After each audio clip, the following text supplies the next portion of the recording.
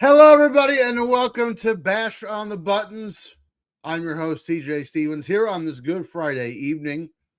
And before we have fun and play video games and all that, I would just like, for those of you who watch our shows and have known us for quite some time, myself, Dollar Bill Dave, and Timmy C are military veterans, and I would just like to take a moment to notice the plane that was shot down today going over Iran, and we're still missing 2 crew members from what I'm to understand. So hope they come home safe, of course. Never a good thing to hear. You know, it's unfortunate. Hopefully they come home safe. But on to the good things. We're going to play WCW nWo Revenge for the Nintendo 64. And of course, if you're a first-time viewer today of Bash on the Buttons, we don't play emulators on this show. We have the real thing that we play here on this show. No cheat codes, nothing. The struggle is real on this show. Has its good and its bad things. We got a lot of things to talk about before we actually get started playing the game. So as we're talking right now, SmackDown is ongoing. As we set up for WrestleMania season, I've seen some of the things that happen. I don't want to spoil anything here on the show in case you haven't seen it, but it seems like things are certainly progressing as we head down the road to WrestleMania. And so again, not an uncommon thing known here on the show. Generally speaking, when I order a game to play on the show, I also order the strategy guide if they have one. WCW nWo Revenge does have one, and I got to give props. Let me grab the receipt here. I'm going to give props. I've trashed eBay sellers on here before. I'm going to give props when due also. So Dana Mackey on eBay sold me this strategy guide, and it was a little late, which I'm, as long as you keep me updated, I'm fine with it. She even sent me an I'm sorry note, which is outstanding. But look at this. The strategy guide came in a hardened case in bag. That's how you do it, folks. And we have the strategy guide here. There are in mint condition. So anyway, I'll buy them. And we've got unlockable wrestlers. We've got strategies. We've got factions within the WCW. So many things. We'll come back to this here in a little bit later. This game came out October 28th, I believe, 1998, which was the day after Halloween Havoc 98, which I was just watching in prep of this show. And I didn't get through all of it.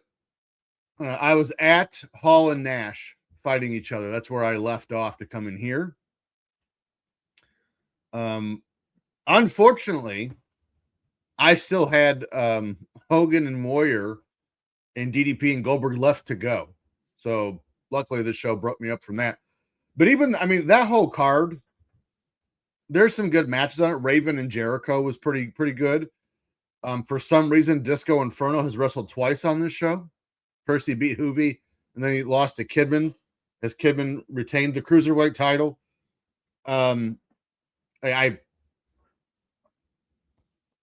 Flock just broke up. We are officially in Black and White and Wolfpack territory. Buff Bagwell tagged with Rick Steiner to take on Scott Steiner and the Giant for the tag titles, and turned on Rick Steiner first match back. It's certainly an indicator of what's to come for WCW. But all that being said, again, we do have some newcomers here in the chat. And of course, we got our friend Efren, our longtime close personal friend Efren's in the chat. He's telling me to use La Parka. And there we have an extensive roster, 62 wrestlers on this roster that we have to go over. But first, of course, we know it's Friday. Time to pour ourselves a drink as we've made it through another week here on Bash on the Buttons. And I did read, you can see on my shoulder here, Guy Evans' Nitro book. I read some of that today to get ready for this show. Some things on 1998 specifically. in prep of this show. And by the way, if you ever want to read a book on the ins and outs, really of any wrestling business, but specifically WCW, you'd be hard pressed to find a book better than that one. As far as in-depth business outlooks, the depth of sources, interview subjects like this. This is the blueprint of how it's done. Is Nitro. And also, it's time, I think, to fire it up. So let's get the old Elgato ready to go. Turn on the N64. And there it is. Let's play some Revenge. Let's get to it. Bringing back all the feels right now. Little THQ, AKI. Aki Man's on this game. I wonder if I have. Oh, I can hear it. You guys won't be able to. You know, I was 5 months away from turning 14 when this game came out. And I remember watching this scene, buying this game, if not the week it came out. And I can remember sitting and watching this like it was yesterday. And I cannot begin to describe to you how excited I was.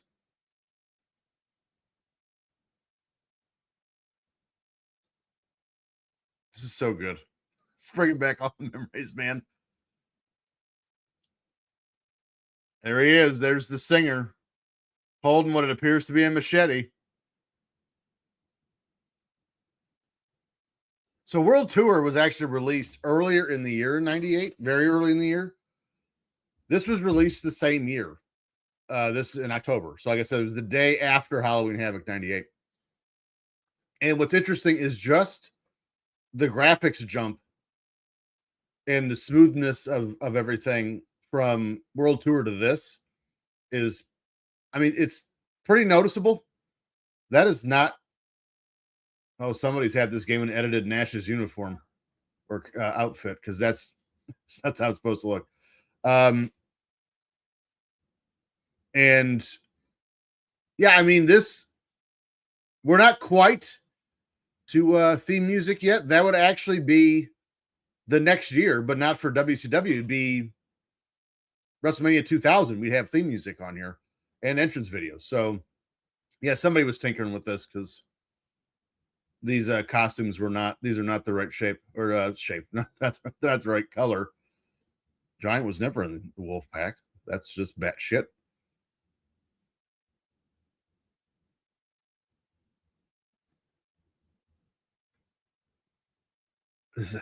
This you got waiting to do this show today. I have never, so maybe like the first episode, I was super excited to do this show. This is the most excited I've been to do a show ever, was to do this game. I am so stoked to play this game. Why are the first two guys we picked for WCW, Alex Wright and Disco Inferno?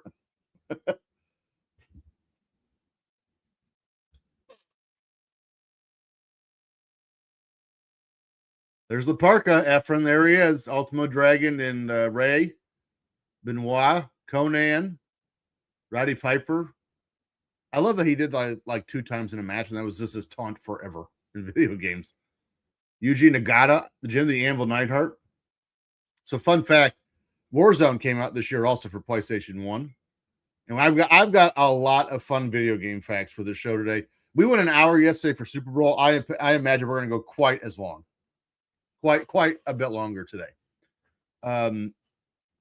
But Bret Hart and British Bulldog on Warzone and this game.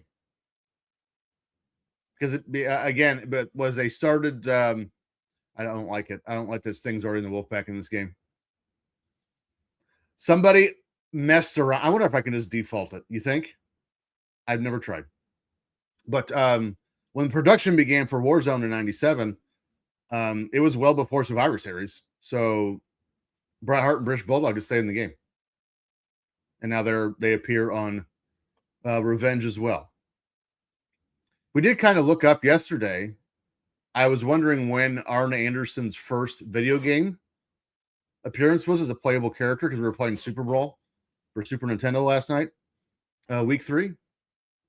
And as a playable character, Arn Anderson did not appear for the first time until Legends of WrestleMania 2009. I don't know why that's crazy to me, but it is. All right. We gotta, well, let's see if I can just reset. Doesn't look like it. I don't need it on easy, man. This is my jam here. Okay. The hell's score ranking? What? Oh, I get it. Okay. So we gotta fix some costumes. We'll also go over the roster here. Hollywood Hulk Hogan, the Giant. He's one we need to correct. He was never in the nWo, or not. I'm sorry, not ever in the Wolfpack. Oh, this is just. Is everyone just a generic costume? That's crazy. I didn't know that. We can make him Glacier. Ultimo Dragon and Billy Kidman and Norman Smiley should have been a world champion in real life. So much real talent wasted. And Hulk Hogan buried so much real talent. I don't like him and his racist self too. Yeah, Hulk Hogan is quite the polarizing figure these days. No doubt about it. Oh, look at that. 33 costume choices. Why they picked that one, I don't know. And I literally just watched a match with him. He was wearing this, just with a t-shirt over it. Brian Adams, Scott Hall. I mean, he was still wearing the colors. But we'll just change him up here. Real flat. Black and white. Scott Norton. Buff. Eric Bischoff. I love that he's a playable character in here. Kurt Hennig.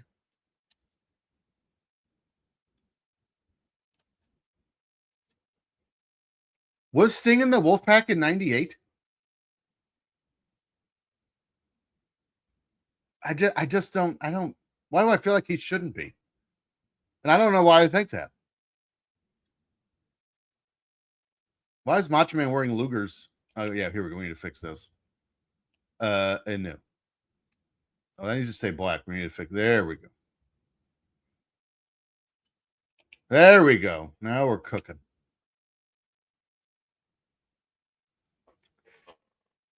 Sting, yeah, because you can't move wrestlers yet like you can in WrestleMania 2000 and No Mercy. Shit, I guess. Macho Man never wrestled in this, so I don't know why. 56. Heavens.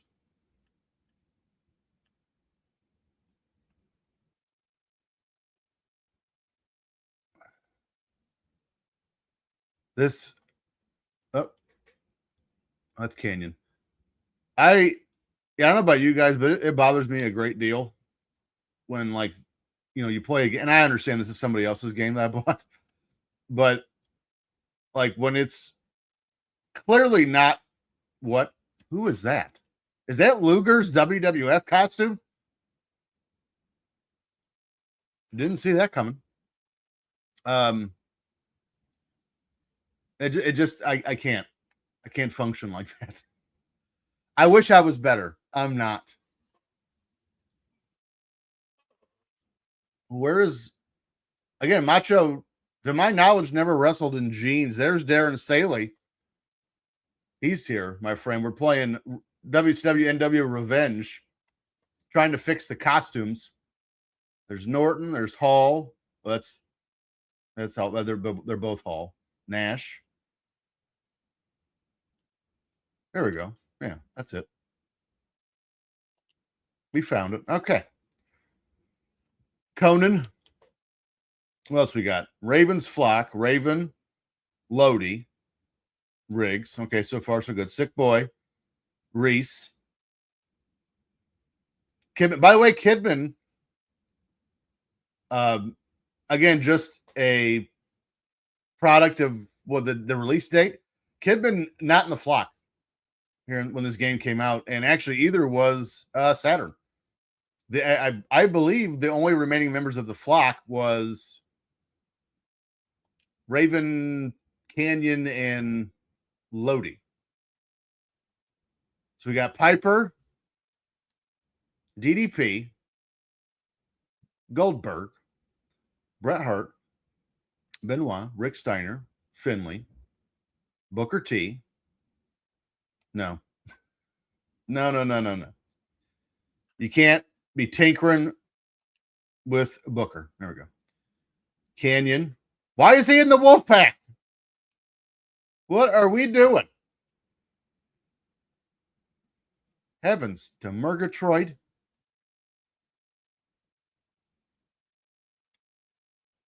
Oh, that's cool. You can make a Mortis too. Neat.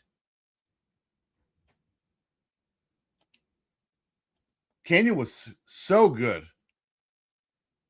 Again, what are we doing? Who wanted Van Hammer in the Wolfpack? I have questions.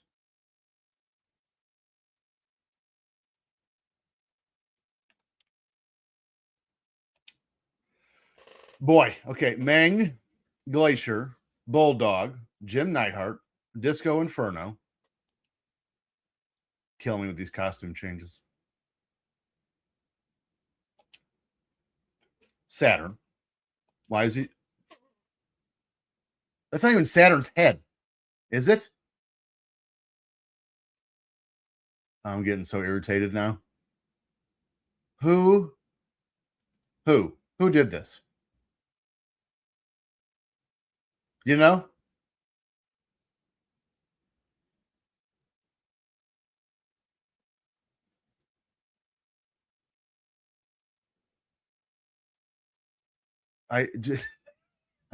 I'm stupefied right now. Like, I would love to talk to this person who bought this game from. Be like, what were you doing?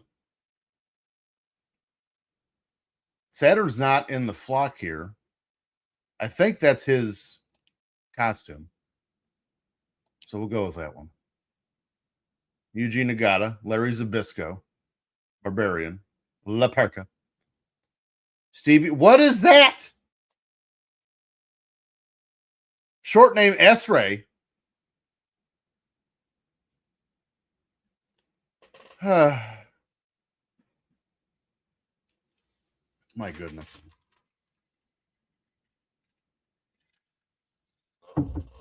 Again, if you guys are watching this, you're like, why is he sitting here doing all this? Again, I would be irritated as an understatement if I started playing this game and everyone's costumes were wrong. I would be a mess. Okay. All right. Chris Jericho, Eddie Guerrero. Okay, that's fine. Psychosis, Ray, Dean Malenko, Hoovy. Still masked. He was not masked. He was unmasked. Halloween Havoc 98. And actually, so was Ray. Unfortunately. Hoovy, Ultimo Dragon, Chavo, Alex Wright. Oh, here we go. Aki Man. Why does he look like that? That is not his. Oh, I am going to throw shit.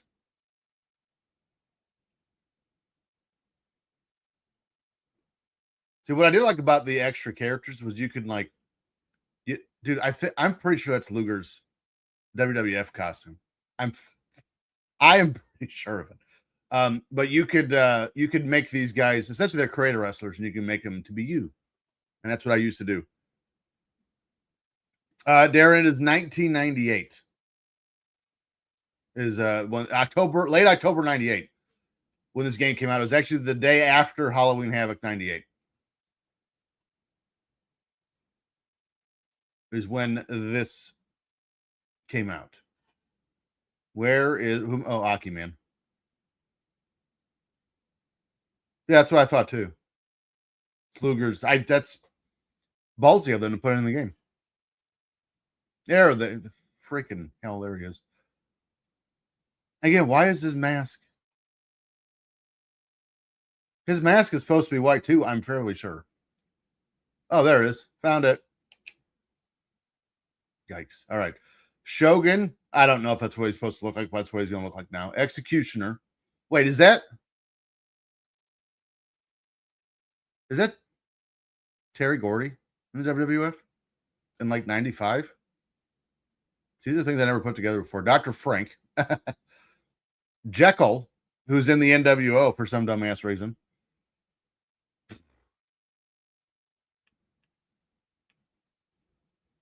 Oh boy. 97 to 2020. Well, now I'm curious, what makes one stop watching wrestling for 23 years and then hop back in?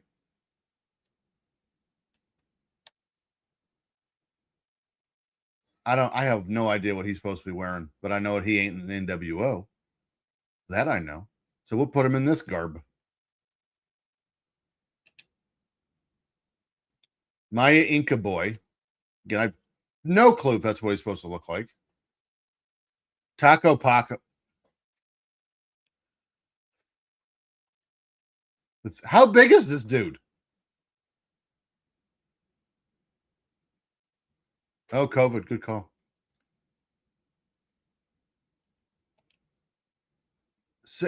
That dude is not 6'2". Oh, there's a default. Oh my Lord. Why didn't anyone tell me? It's like he's the same, so he's right. Well, shit. Okay, he's good. Date Ken. Brukowski. Frank Brukowski, Chicago Bulls and Milwaukee Bucks legend. Ming Chi.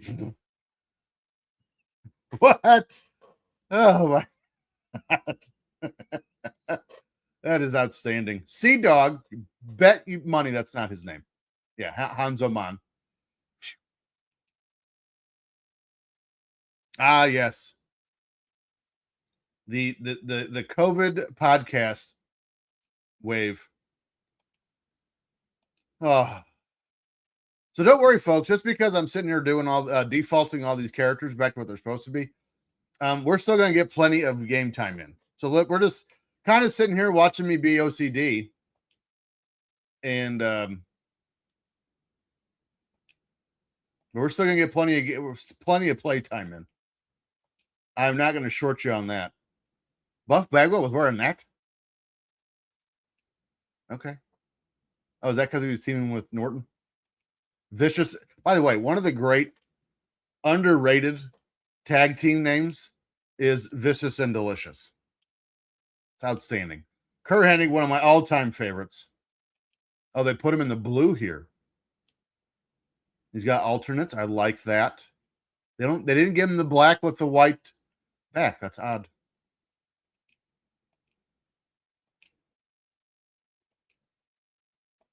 That's so weird that Sting was in the Wolfpack here.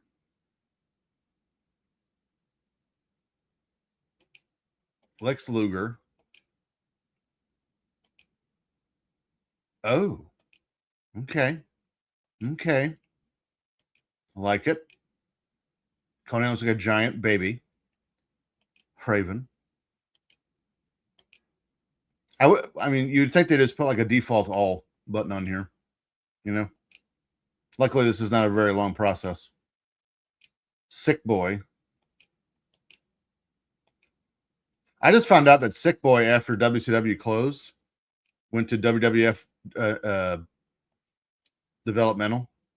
His real name is Scott Vick. And yes, All Race Lives Matter. Darren Staley does have an action figure.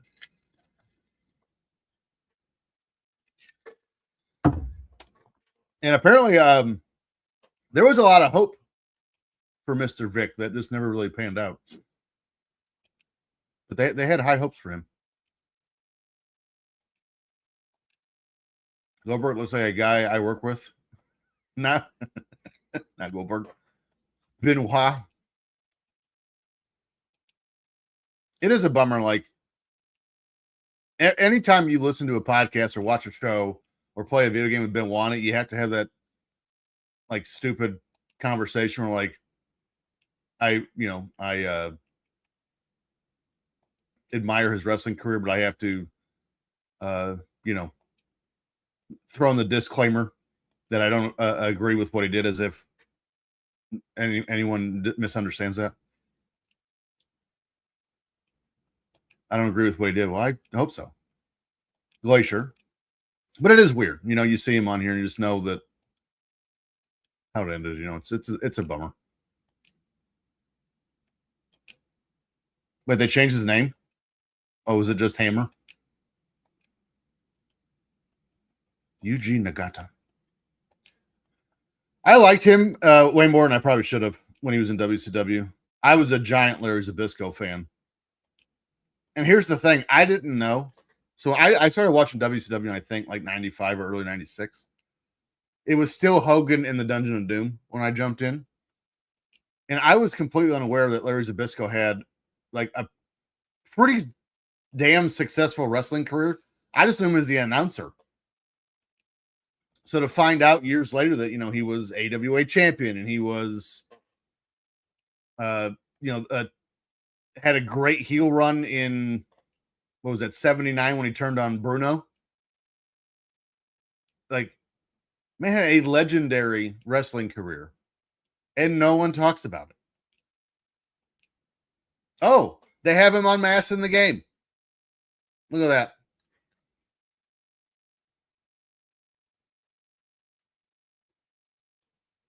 The abdominal stretch. I would be great if that was someone's finish. It's just the abdominal stretch. We're almost done. Alex Wright. Somebody mentioned earlier that he should have had a much better career in WCW than he did. I agree. He should have. I think people forget this. When he debuted in WCW, he was 18.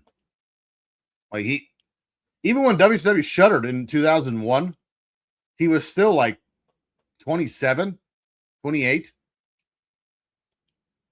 Oh, that's Dr. Death.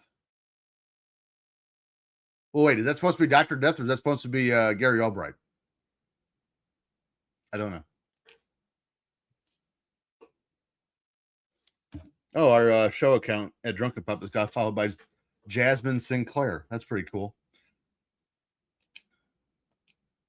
I enjoy that.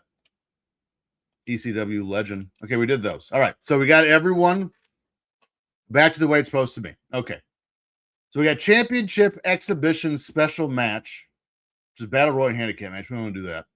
Let's go to championship.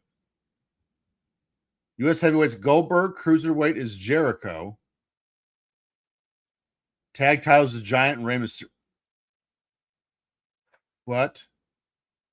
Hogan. And Hanzo Man. So let's Starcade. By the way, the WCW Halloween Havoc set for 98 is the pumpkin and like the giant monster holding it with smoke coming out of its nose. Arguably one of the greatest wrestling pay-per-view sets of all time.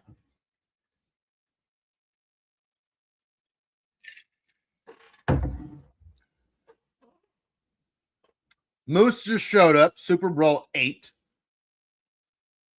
Sold out. Again, I liked Sold Out as a venue. I did. I don't know why.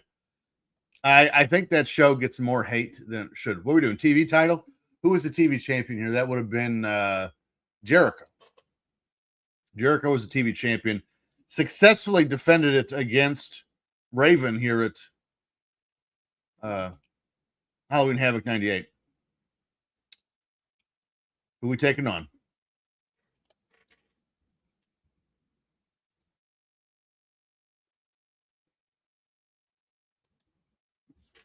Absolutely. I would say no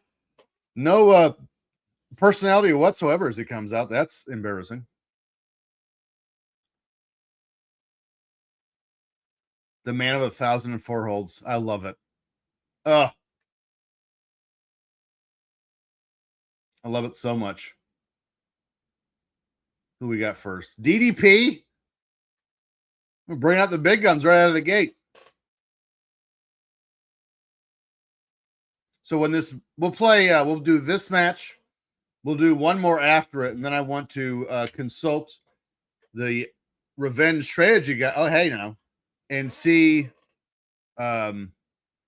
who the unlockable wrestlers are. So right now I don't think this is for the TV title, but I am Chris Jericho in a match with DDP. I'm guessing this is like on the way to the TV title because Hanzo Man is the champion. I need to remember if you do a quick grapple and an A move, it just angers them.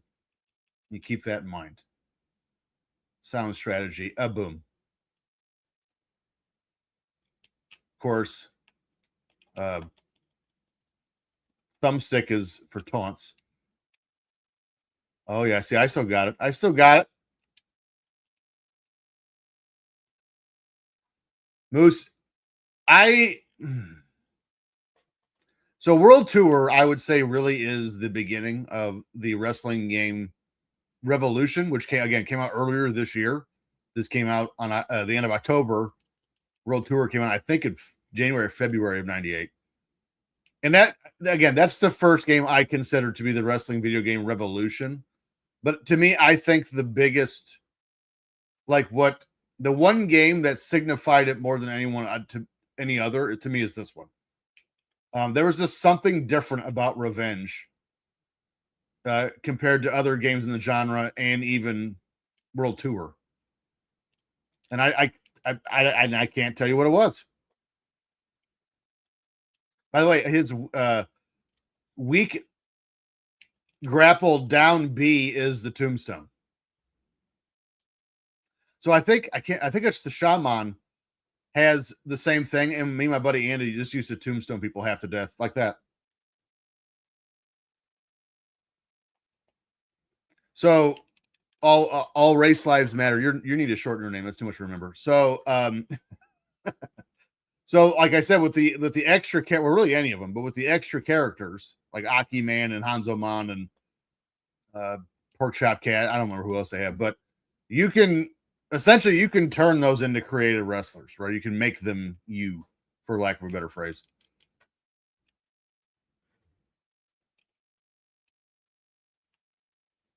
So yes, I am firmly under the belief that the best wrestling game timeline is World Tour, Revenge, WrestleMania 2000, No Mercy. Like that was the peak for me. Like every game after that was okay. Like SmackDown, it was fine. You know, SmackDown 2 was okay. These games were the cat's ass. And even Warzone and Attitude were fine for what they were. But this is the end all be all, man. These games, the AKI games, THQ games. Let's see what Jericho's got from up top. And again, this speaks to the game. I probably have not played this game in maybe once or twice in the last 20 years, 25 years. And it's like I stopped playing it yesterday. I can remember how to do everything. That's the sign of a good game. Here comes the Walls of Jericho. Oh, rope break your ass. You're going to get it, buddy. You're going to get up. Damn it. That's slide DDP.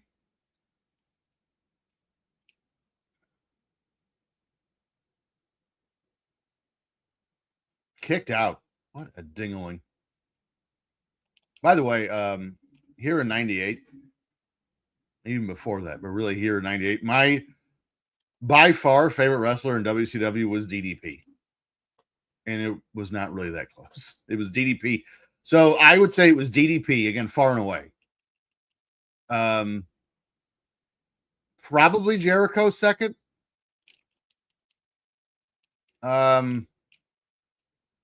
See who would be after that. Oh boy, you're gonna get it. DDP and Jericho for sure. Oh shit. Who would be after that? Probably Randy Savage still. I've always been a giant Randy Savage guy.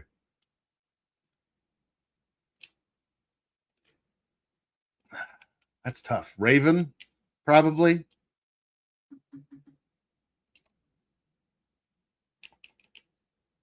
I keep spamming the same move. I don't mean to do that.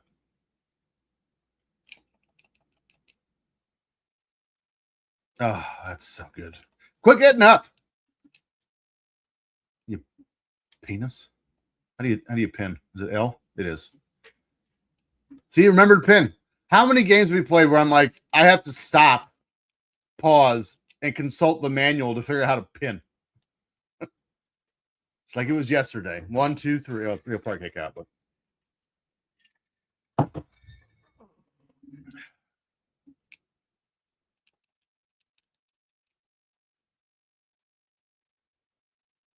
yeah, and again, we had this talk last night too, where I think for the most part, all of WCW's good pay-per-views were before 1998.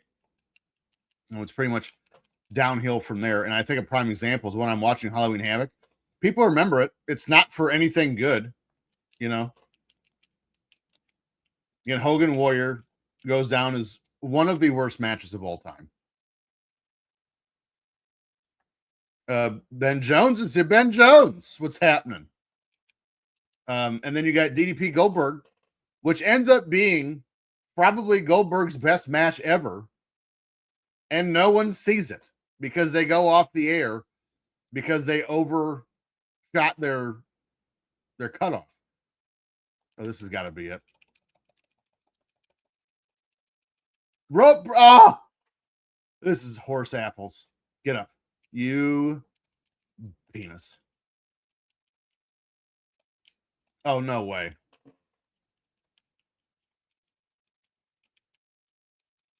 So I know the WWF games, when you would do a low blow, made the ding noise. Is that this one too? Do they do the ding noise on Revenge? Can you low blow anyone? Let's start with that. I don't know if you can or not. This is just a mugging now because he won't stay down. Stay down, Diamond Dallas. Fighting champion. Oh my goodness. DDT. You go by his feet. You didn't.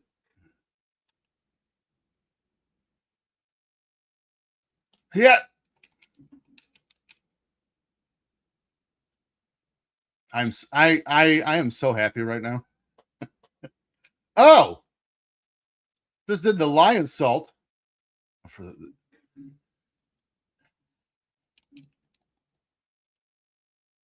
Irish whip again, just like it was. Oh my god, this guy.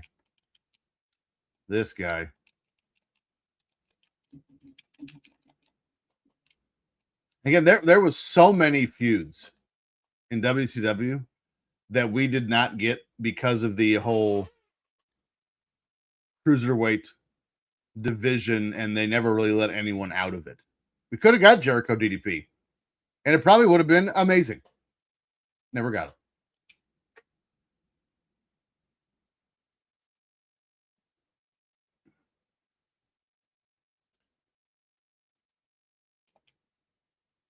We got next.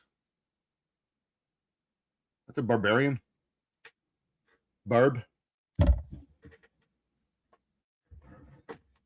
Again, Faces of Fear. Here, you want to hear something that's going to make you shit your pants? I believe the Faces of Fear never won the WCW tag team titles. Is that only crazy to me?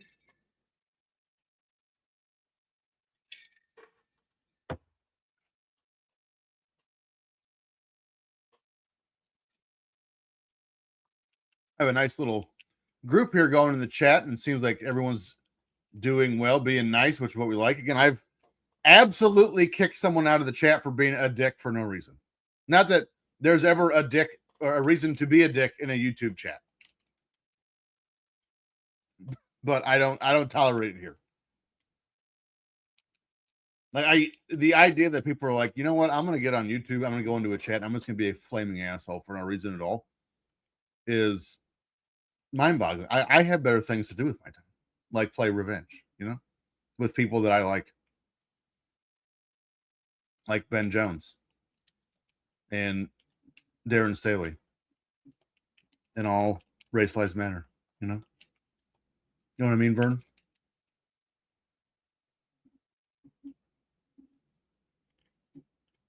Well, I don't think you got to worry about that, man. I don't think anyone's going to be mean to you here. We're a pretty solid group of people here. I mean, Derek can have too much apple juice and get ornery, but other than that, he's pretty solid here. Pretty solid following here.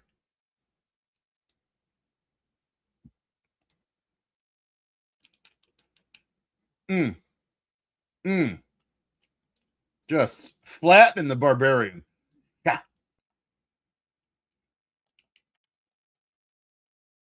Again, I still, because I'm one.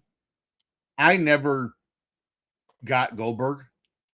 I know that sounds stupid. I never got him, and therefore I was never his biggest fan. Like I respected him for sure, and I thought he was terrific, but I also thought the hype around him was like, it's one of the first times in my life I could tell the hype around him was so big that you're like, But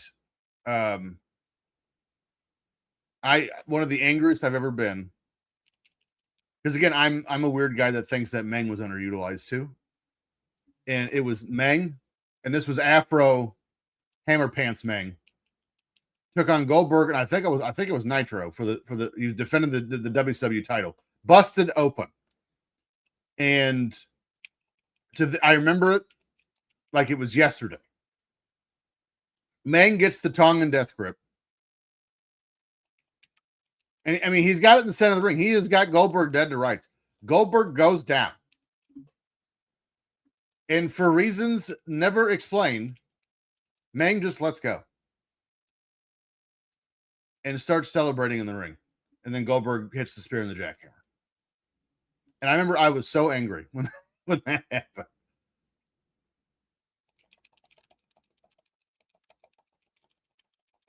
Oh, tap out, Barb. Oh, real quick. Bullshit. And there was another angle that pissed me off. I think that the nWo Wolfpack angle, the creation of it, was one of the smarter things WCW did, because I think the heel just whipping everyone's ass thing was running its course. But at the same token, it does kind of say something when they're like, okay, the only thing that can beat the nWo is the nWo. It's kind of weird. But it was, I'm trying to think, because like Hennig was in it for a minute. Hall was in it, I think, just before he started the drunk angle, which is where they're at now in Halloween Havoc 98. But I think it was Sting, Macho, Luger, Nash, Conan. And there was I think it was a Nitro, where it's the end of the whole show. The Wolfpack they're offering a spot to DDP. And I think it was over the summer of 98. It might have led up to DDP and Malone against Robin and Hogan. And the Wolfpack offers a spot to DDP. That's the whole show now, is like, is DDP going to join the Wolfpack? It's the last segment of the show. DDP's on the stage. And he is holding an nWo Wolfpack shirt. And he says into the microphone, that's what Barbarian's ass, I can't believe I'm going to do this. Begins to put the shirt on and is attacked by Hogan and Dennis Rodman with a chair. Now, the follow-up to that was, there was no follow-up. We go from DDP and the Barbarian to Sick Boy. There was never any follow-up to it. We just pretended that it never happened. And those are the two angriest I've been in a WCW moment, based off of, I'm not going to say bad booking, because I mean, who's to say it's bad in the moment? You know, it's how you develop things after that. But just like questionable things, like what? But again, in the long game, I don't think DDP in the nWo works. I just don't. But why then why like that's why I don't get why do that and then just never follow up on it. Oh, you know what? We're gonna look at the unlockable wrestlers here, which I think you get from winning the belts. So actually I would already have them. Yet. No, we'll still find out who they are.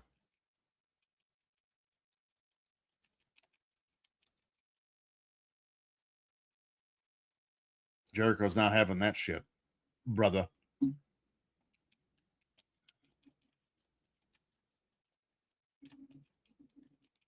So we will get through Sick Boy, and then we will look up to see who the unlockable wrestlers are. Again, I'm betting we have them already. It's not a great sign when the TV champion is Hanzo Man. That means this game is gently used. And it's interesting, like, we start this game up and the tag team champions of the Giant and Rey Mysterio, which never happened for the record.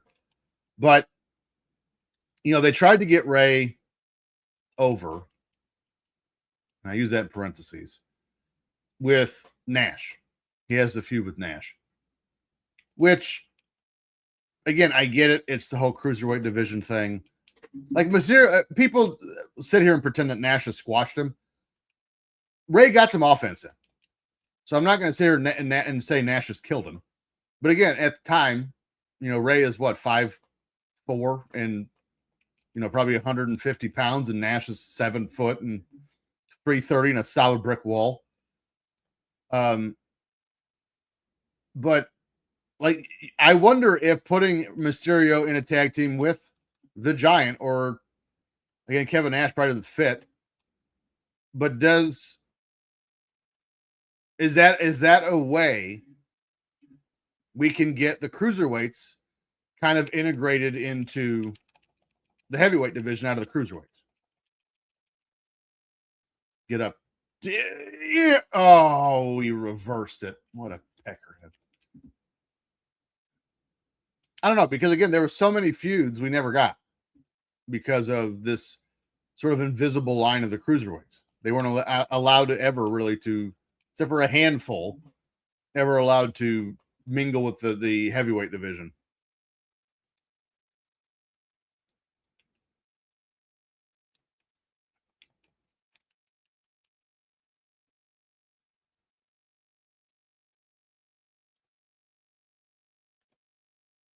Yeah, I'm reading the comments here, and it's hard to argue. Again, in retrospect, it's hard to argue Hogan was or was not burying people. I mean, he clearly was. I don't think Hogan did it on purpose. It's just, it's Hogan, and he's in the main event picture, so to speak, somewhere near it anyway. And if you're a wrestling company and you have Hulk Hogan on the roster, you're not beating him. You're just not. Sean Jones is here. Like, you're just not going to beat Hogan. So even in a perfect, and again, I understand Hogan had creative control over his character and all other stuff, blah, blah, blah. I mean, he sank Starrcade 97, the main event, by himself. Well, him and Bischoff's taking responsibility too, but it's easy to say Hogan buried a bunch of dudes, but at the same token, you're not, as a booker, I'm not beating Hulk Hogan. I'm just not. Like, if I'm going to build a mid-card guy, which Kidman was trying to, break the ceiling into the main event picture, I'm not putting him over Hogan to get there. It would be Buff Bagwell, or it would be, I don't know, maybe Bret Hart.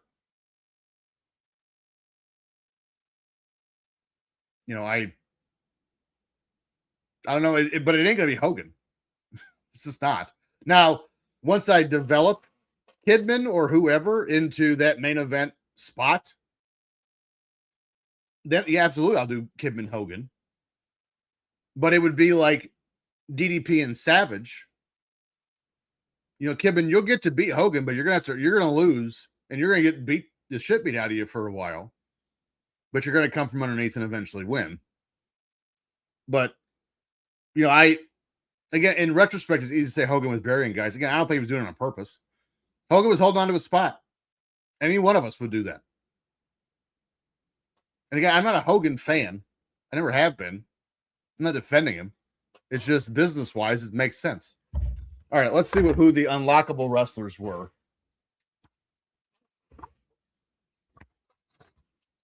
That is true. The Moolah thing is true. I'm not going to argue that. Ravens Flock, nWo Red and Black. Oh, they even broke it up. Okay, they broke it up on here. Where is the unlockable peoples?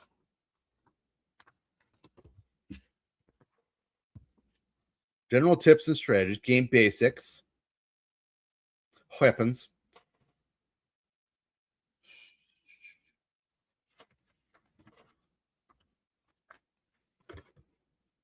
Oh, that's weird. In this game, or in the back of the strategy guide, they give you the phone number to order the strategy guide for World Tour, which came before this.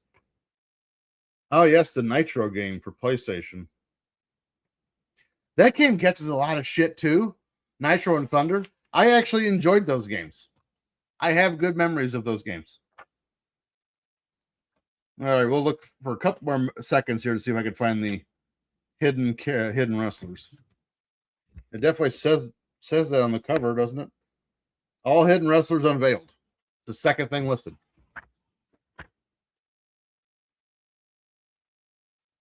Is it general tips and strategies? I just didn't list it in the table of contents.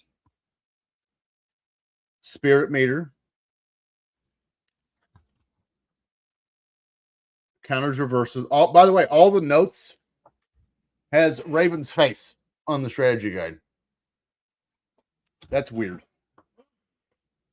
I do like that he was just interviewed. Like, how the hell did you get on the cover of Revenge? And he said, like, I don't know. But, like, he found out later that the guy that was doing the shoot, or one of the production guys to the game, just really liked Raven. They put him on the cover. That is fun.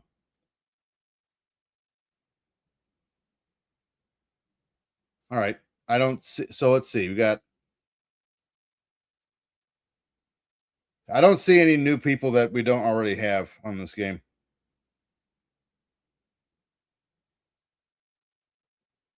So I think we have everybody. Which, again, I'm not surprised by that. I just love that it's listed in the back, but not in the actual table of contents. Yeah, I'll Google it. Let's do the old Google. Unlockable. By the way, I do have Nitro and Thunder for PlayStation 1. We will be playing those at some point. Unlockable characters. WCW, nWo. I wrote WVW. That's not a thing. nWo Revenge. Okay. Unlockable characters in Revenge by beating the championship modes. So it's Kidman, Hennig, Mangan the Barbarian, Canyon, Mortis, and Roddy Piper. You get Mangan and Barbarian by winning the tag titles. They never had the tag titles.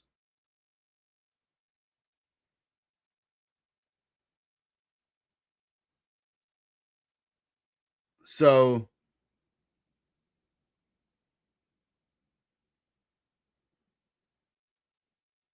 there's THQ Man. Wrath is only playable if you get a Game Shark. Why do I not have a Game Shark? Or a Game Genie? What am I doing with my life? You can play as Bischoff and Bobby Heenan. We have to select a one-on-one match with wrestlers who have managers. Then press the Z trigger on controllers 3 and 4. Well, this is fun now. Now I'm having fun.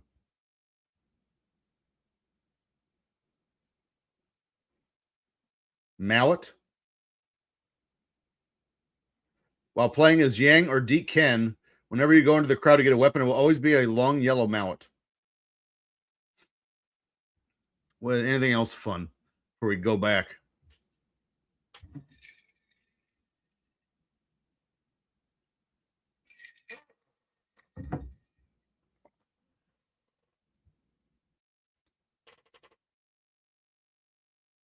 Steal opponent's taunt.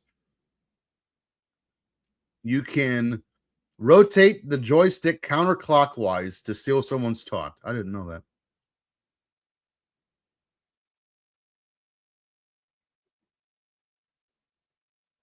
Enter battle royale at any time. Steal opponent's special move. Hit A and B at the same time with the special stick. That's cool. To see Sting come down from the ceiling, go to Battle Royal, pick any number above 4 wrestlers. The higher the number, the better the chances, and pick anyone but Sting. Then when you get someone out of the ring and Sting enters, he will come down from the ceiling. Oh, we're going to try that. All right, let's see if we can beat British Bulldog in the meantime. Yeah.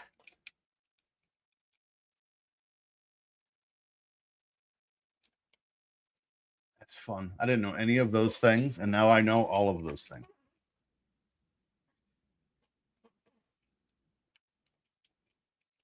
I'm sitting here trying to think, was there a good WCW pay-per-view from 1998 on? And I'm not even trying to be negative. I legitimately don't know the answer to that question. Because again, like people remember Halloween Havoc 98, but it's not for good reasons. Super Brawl 8 was Scott Steiner turning on Rick. I don't remember anything else in that show. What was sold out main event? Was that Hogan and shit, I don't even know. And this is what's weird is I know for a fact I watched every pay-per-view in 98 because WCW didn't piss me off for the first time until 99 with the whole butts and seats thing. But I was still watching here and there. Then Oklahoma turned me off forever and I never came back. But I don't remember shit from the pay-per-views in 98. I was one of the people in from Halloween Havoc that got a refund because we didn't. Oh, right in the ding ding. That didn't get to watch Sting and Goldberg. Or Sting, DDP and Goldberg.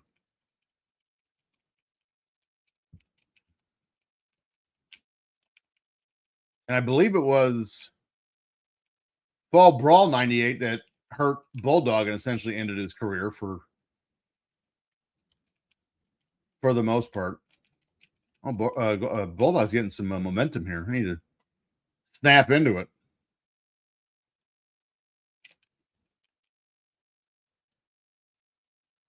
Nice. Noise. Drain him down. Beautiful.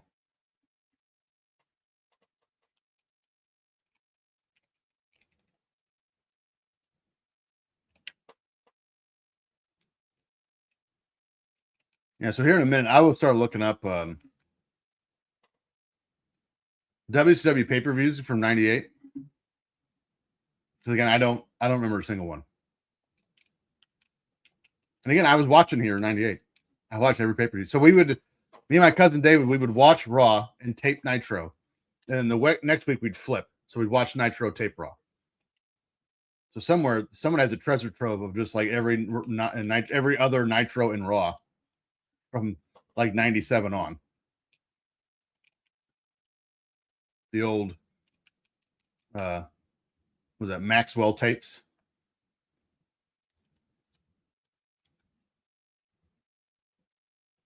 Miramax? Was that one? I feel like that was one.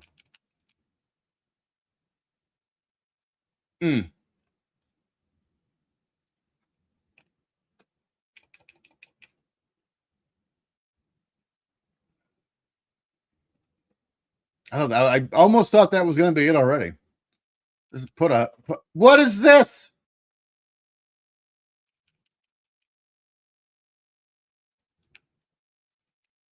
Oh, I remember. I know how to turn and look at someone different.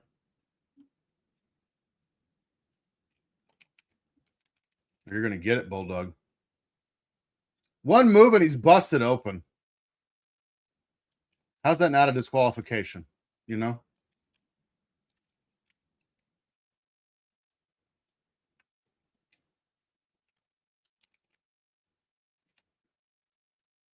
I just put on a clinic.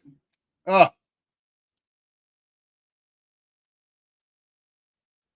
Oh. My goodness. Jericho just mops the floor. Hoovy comes out and just gets embarrassed. That's all he did.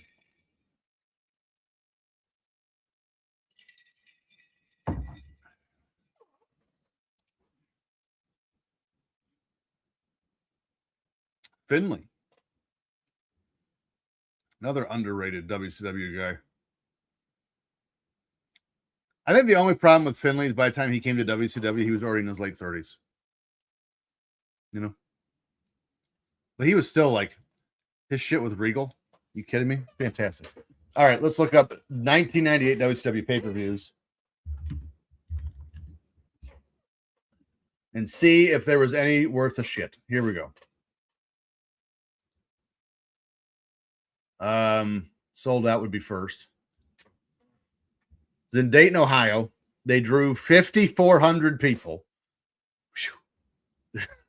God. Hoovy, Super Cal, Lismark Jr., and Chavo beat La Parca, Psychosis, Silver King, and El Dandy. Benoit beat Raven in 10.5 minutes. Jericho beat Mysterio for the Cruiserweight title. Booker T beat Martel to retain the TV title. Larry Zbyszko with Dusty Rhodes beat Scott Hall in 8 minutes by disqualification. I think this is when Dusty turned heel. Ray Traylor and the Steiners beat nWo, Bagwell, Conan, and Norton. Nash beat the Giant.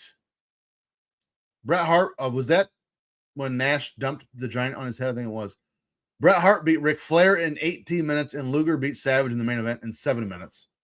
So that one, not terrible, other than the Giant almost getting his neck broken. Not terrible. Super Brawl 8. Booker T beat Rick Martel. Oh, this is when Rick Martel got fucked up. And then Booker T beat Saturn right after that for the TV title.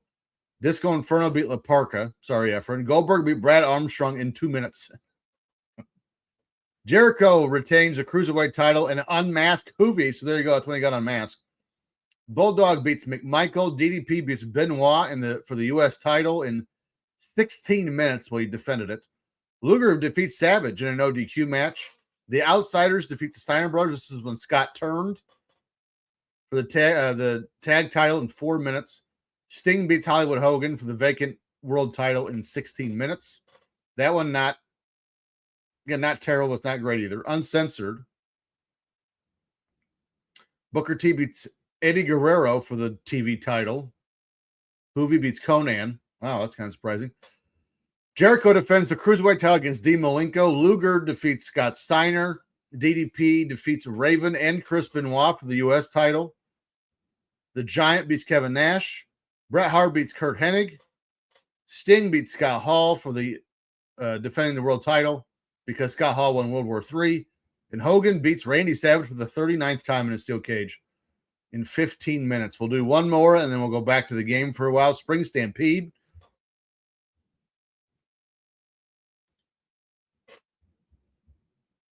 Booker T beats Eddie Guerrero to retain the TV title. Hoovy beats Conan again. Jericho. We just read this one. Uncensored was the same card. That can't be right.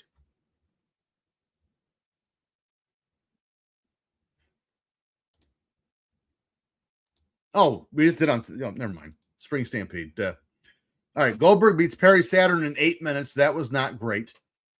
Ultimo Dragon beats Chavo. Booker T defends the TV title against Benoit. Was this the best of 7? I don't remember. Kurt Hennig beats the British Bulldog. Oof. Ooh. Jericho retains the Cruiserweight title against Prince Iaukea. Rick Steiner and Lex Luger beat Scott Steiner and Buff Bagwell. Psychosis beats the Parka. Hollywood Hogan and Kevin Nash beat Roddy Piper and the Giant in a baseball bat on a pole match.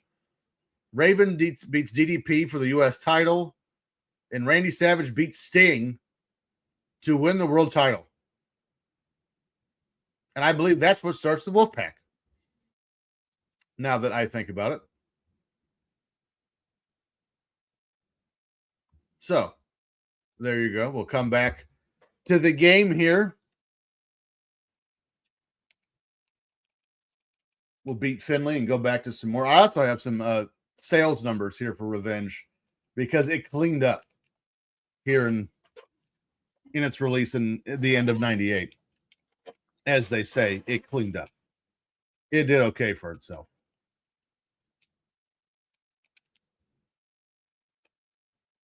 And I actually don't hate the strategy here by WCW here with video game wise by having the THQ games, so World Tour and Revenge, being N64 exclusives, and then having Nitro and Thunder be PlayStation 1 exclusives. Not bad. Again, the same thing I said when we did Super WrestleMania and WWF released 4 games in 1992, all different platforms. That's a lot to ask for out of your consumer base. But you know, there's a reason everyone remembers Revenge and World Tour, and almost no one talks about Nitro and Thunder. Again, although I will say Nitro and Thunder, in my opinion, are underrated. They get way more hate than they should. I thought those games were fun.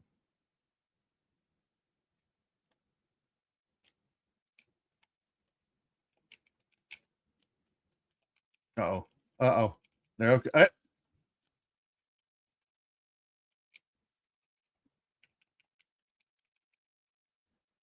What was Finley had another good. He had Regal, and who was the other big feud he had?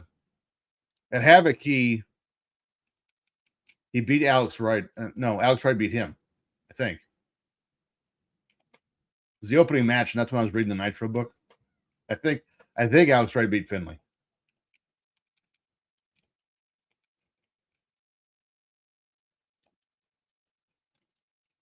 Yeah, it is. It's interesting to think about because I believe, like WCW in 98 in the beginning, again, they're still reeling off just the debacle that was the main event of Starrcade 97 between Sting and Hogan.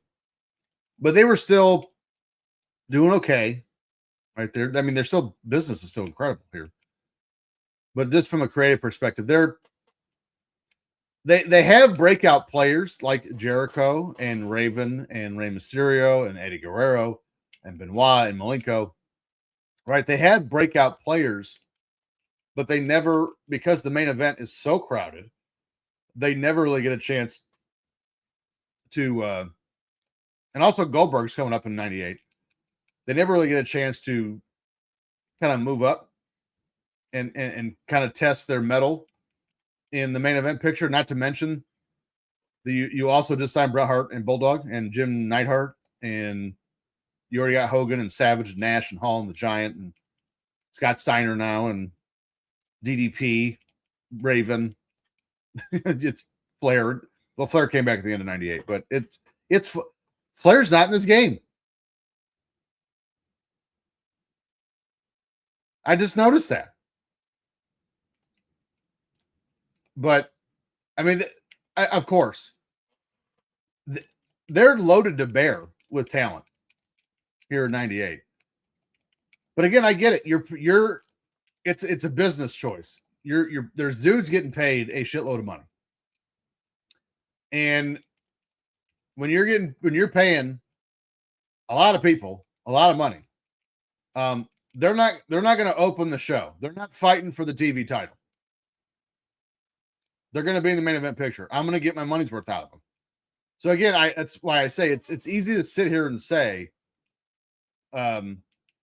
these guys didn't put anyone over, and again, if I'm paying someone, $3 million a year, your ass is in the main event, brother. I'm getting my money out of you.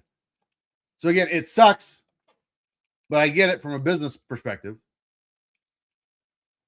I'm just going to stay away from him.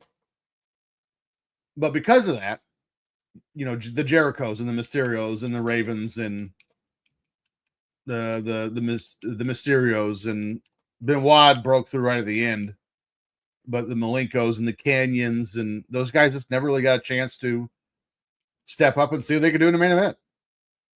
It's unfortunate, but it sucks. Now, here's the only thing with WCW is they had so many main event guys. And again, we now know they had guys that were ready to take the helm, but it's impossible to know that without them actually trying new people in the main event, right? I mean, how do you know? But they kept signing more dudes. Like they signed Sid, Jeff Jarrett, Shane Douglas, Mike Awesome, like their Bam Bam Bigelow. Like their roster was just too crowded. And when you have that many guys with that much name value, it makes it very difficult for the Finleys and Jerichos of the world to break through because they never get a chance to. When Jericho was doing the Goldberg thing, it was incredible. It was hilarious for one. And it was, Jericho went to Goldberg and said, "Hey, I want to do this." And he's like, "I don't want you to get involved." Because for one, Goldberg, we all know this. I don't think I'm saying anything out of school here. Goldberg couldn't do promos. Jericho was phenomenal at him. So they couldn't have a promo battle because Jericho would have killed him. And Goldberg was one that said, I don't want to have a match with you because it's not believable that I wouldn't just kill you with size difference. And now we know about Jericho. I'm not so sure that's actually the case, but I digress. But Jericho's one, that's fine. I'll just run my mouth for weeks and then we'll have a match. You can still beat me in 45 seconds. Because he's doing the whole conspiracy theory gimmick, right? He's like, I'll just blame it on the company and get my heat back. And it boiled down to that Jericho's cutting a promo. Goldberg speared him out of his boots in the aisleway, and that was it. That was the Jericho Goldberg rivalry. So it's, they kept signing more and more guys to bigger and bigger deals, as opposed to letting some of that older talent go and letting your younger talent kind of replenish the mid card and the heavyweight scene or the main event scene. And that's why you got Hogan main eventing from 1994 to 2001, or Bash at the Beach 2000, I guess. So there was nowhere for anyone to go in a main event. Even in, I've sat here the last two shows now and I praised WCW 2001. They were starting to get their act together, but they just said they never got to finish it because the show went off the air. But still, in a world title match, they had Road Warrior Animal. Why? Who is that for? It's nothing against Road Warrior Animal, by the way. Phenomenal. One of the best tag team wrestlers of all time. But you brought him back as a masked man. And then he turns heel pretty much right out of the gate. And now he's in the world title picture. How? He never was before. Finley is giving me a hard time. And I don't like it.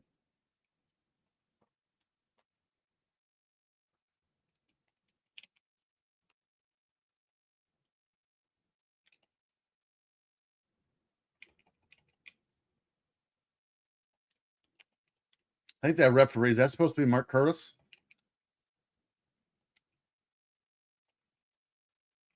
Nice. Nice little pancake. Senton. We're getting there. Finley. We're getting there, Fit. Oh, shit.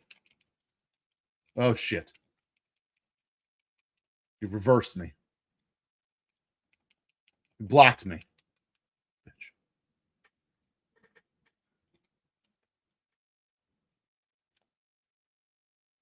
By the way, not only 1998, they had the debacle with DDP and Goldberg. The month before, they have the worst War Games match ever, easily. What a pile of shit that was. 9 people. What was that? Stevie Ray. Who was in that? Stevie Ray, DDP. Was Piper in that? Bret Hart, Warrior. God, I can't remember who else was in it. One of the worst, dumbest finishes of all time. Was Hogan in that? I think he was. I think Warrior chased him out of the cage, broke his ankle almost immediately. Man,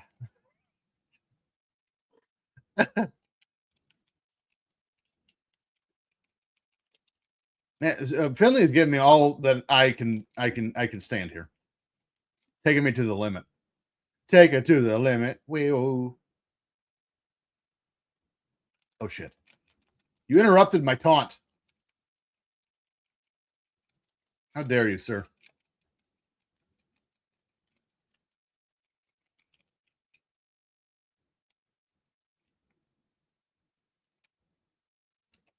Yeah, I don't know who's I. Oh shit!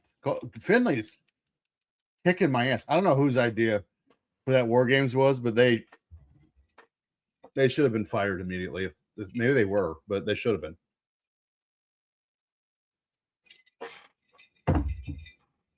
Almost swallowed an ice cube whole. Almost died on the air. That would have been fun for everyone. Lord.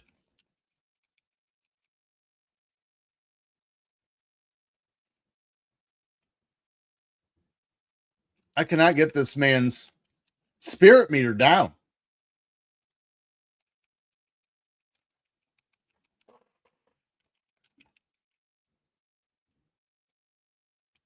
Oh man. Oh man. Let's just settle down, everyone.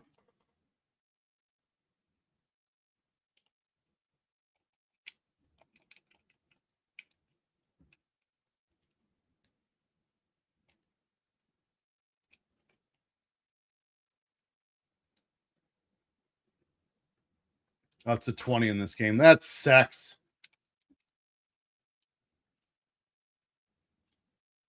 So to finish a taunt. His taunt is super long. Just for the record. DDP's was nice. He just flashed a diamond cutter and that was it. All right. Let's get to work. Let's put Finley away. He's giving me a complex. There we go. Drain him down. Drain him down. That's how we do that. Now we're in the driver's seat. You have a 15-minute time limit. We're getting there. We're getting close. Oh, what a dick.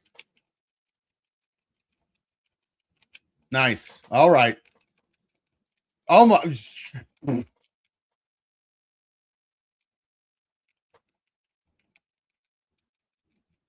Finley's giving me all I can bargain for and then some.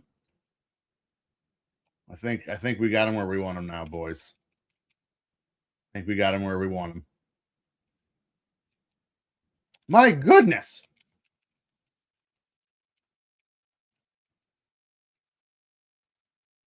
Okay. All right. That's right. Settle down.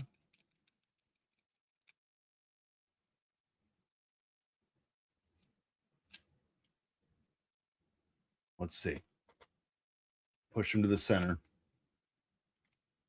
Here come the walls of Jericho.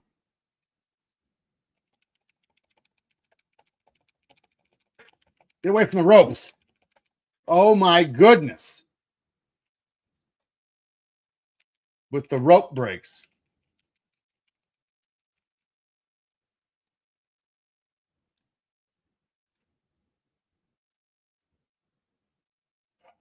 I'm actually getting nervous. Not afraid to admit.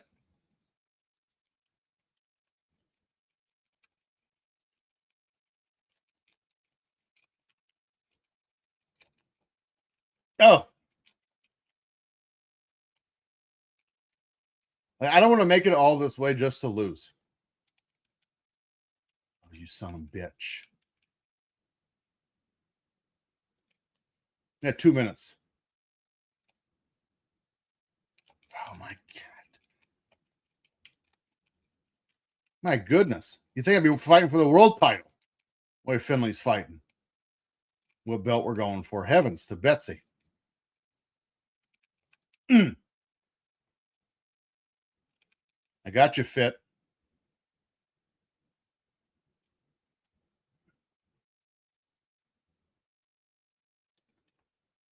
I don't know if I'm going to be able to beat him. Oh, shit.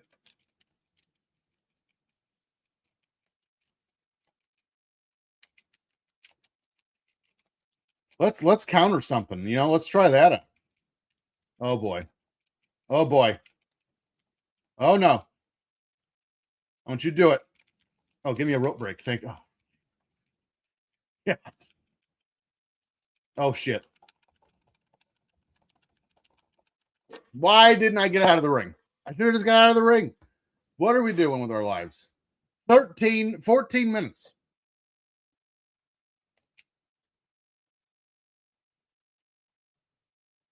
So what happens now? He doubled my points. Yeah, look at the reversals. 650 to 3,300. My goodness. And it just kicked me out. When do I fight Hanzo Man? You know? Yeah, I'm pretty sure I never saw Ric Flair. Piper, Page, Goldberg, Brett, Benoit, Steiner, Finley, Booker T, Saturn, Disco, Neidhart, Bulldog, Glacier, Meng, Van Hammer, Canyon, Nagata, Zabisco, Barbarian, LaParker, Stevie Ray. There's no Flair. He's with the company here.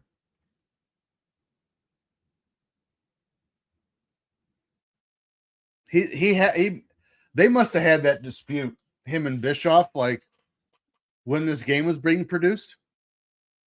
And that's why they just left him off of it. Otherwise, I don't understand.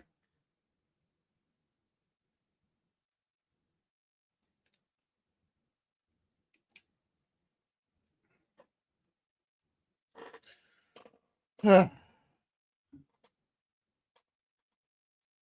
back to Jericho. I can't believe Finley just beat the shit out of me like that. So let's look at other pay-per-views happening here in 98. Finley beat Benoit to retain the TV title. How about that? Luger beat Bryan Adams in 5 minutes. Yuck. Cyclope won a battle royal to determine the number one contender for the Cruiserweight title. That was the now famous Jericho ring announcer moment. Well, then he lost to Dean Malenko right after that in 7 minutes. DDP beat Raven in a Bowery death match in 14 minutes. Eddie Guerrero beat Ultimo Dragon in 11 minutes. Goldberg defends the U.S. title against Saturn in 7 minutes. Bret Hart beat Randy Savage with Roddy Piper as a special guest referee in 16 minutes. Sting and the Giant beat the Outsiders for the tag team title in 14 and a half minutes. I believe, if I'm not mistaken, was this when Sting was still in the WCW and the Giant was actually turned and went back into the NWO black and white? I believe it was. Let's see what else. Great American Bash. Booker T beat Benoit. Yeah, so this was the final match of the best of 7 series to determine the number one contender for the TV title. Canyon beat Saturn. Jericho beat Dean Malenko by DQ for the vacant Cruiserweight title. Hoovy beat Reese. Holy shit. Juventud Guerrero beat Reese in 9 minutes. Yuck. Chavo beat Eddie in 15 minutes. Booker T beat Finley to win the TV title in 13 minutes. That's funny because it's supposed to have a 10-minute time limit. Goldberg beat Conan to defend the U.S. title in 1 minute and 57 seconds. Hogan and Bret Hart beat Roddy Piper and Randy Savage in 11 minutes. Roddy Piper then beat Randy Savage in 1 minute 37 seconds. That's stupid. Sting beat the Giant So there you go. I was right. Sting beat the Giant for control of the tag team titles. Up next, Bash at the Beach. Raven beat Saturn. Hoovy beat Kidman. Stevie Ray beat Chavo in a minute 35. What the hell? Eddie beat Chavo in a hair versus hair match. I don't understand what's happening right now. Conan beat, I do remember that though. I think this is when Chavo goes crazy and starts using the sawhorse. Conan beat Disco Inferno in 2 minutes. The Giant beat Kevin Green in 7 minutes. Rey Mysterio beat Chris Jericho for the Cruiserweight title in 6 minutes. Booker T beat Bret Hart to defend the TV title in 8.5 minutes. Goldberg beat Kurt Hennig in 4 minutes for the world title. So this is right after beat Hogan. Hogan and Dennis Rodman beat DDP and Karl Malone. Okay, so we got to put Bash at the Beach 98 up there for consideration of best WCW pay-per-views. One more before we go back to the action. Maine defeated the Barbarian. This is a Road Wild, by the way. Public Enemy beat the Dancing Fools in 15.5 minutes. Perry beat Chris Canyon and Raven in 12.5 minutes. Ray beat Psychosis. Stevie Ray beat Chavo for the the television title. This is Stevie Ray's heel turn because Booker T is actually the champion. Steve McMichael beat Brian Adams in 6.5 minutes. Hoovy beat Jericho with Dean Malenko as a special guest referee for the Cruiserweight title in 16.5 minutes. Goldberg wins an nWo Invitational Battle Royal in 8 minutes. And DDP and Jay Leno beat Hollywood Hogan and Eric Bischoff in 14.5 minutes. So when we come back, up next is Fall Brawl and that god-awful War Games match we were just talking about. But now we will go back to the in-ring action after I get a beverage.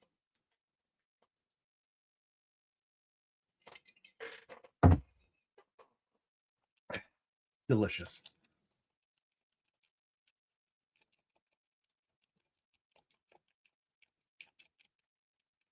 I was also a giant Canyon fan.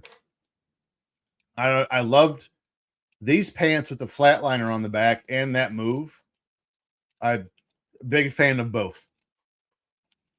I think the flatliner was an incredibly good finisher because, again, it's one you could do on anybody.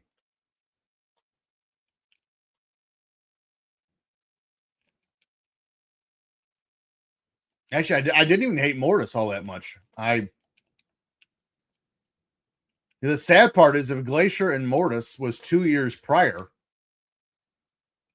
it's probably it's probably a giant money-making feud for WCW because just based on the success and the newness of Mortal Kombat.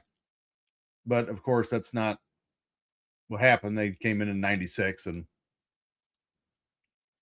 blood runs cold and all that. Now, Wrath, there was a time after, he was some ancient Chinese warrior that I believe he was 35-0. So during the Goldberg, actually it's around this time, Halloween Havoc 98, he's building up his own streak. Yeah, it's leading up to Starrcade is what it's doing. So he's like 33, 35-0. Something like that. He's got his own streak going. And he fights Nash, building up to Starrcade 98, and just a random Nitro match. And Nash just beats him. And again, I get it. But it was, it's playing to the whole, Goldberg's undefeated here, right? So it's playing into that. But and Wrath was kind of getting over at the time. And you have this big, huge dude that can work pretty good in the ring, and you just beat him on TV. It's questionable. I'm not saying it's right or wrong. I'm not a booker. I've never worked in the wrestling business, but it's just we couldn't have done. You couldn't do Nash and Wrath or World War III. I don't know. I just never liked that spot. I just wish they would have handled that a little bit different. But again, I didn't run the business, so there you have it.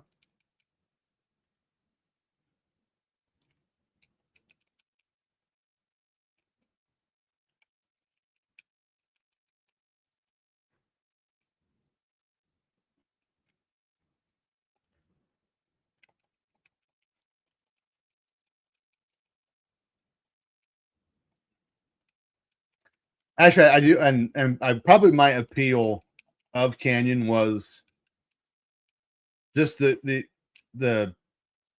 new moves he made up was terrific. Now, unfortunately, again, when he's innovating on the fly like that, there's some moves he does, and you're like, I don't know who actually took the brunt of that, but for the most part, nailed it. And of course, he was the stunt double for Jimmy King on Ready to Rumble.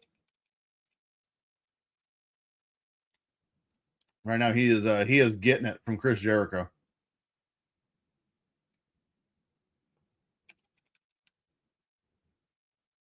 It's about to be over, y'all.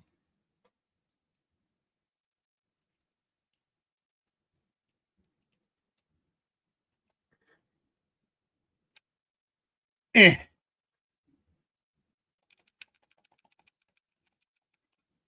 I set him up, and it was still too close to the ropes.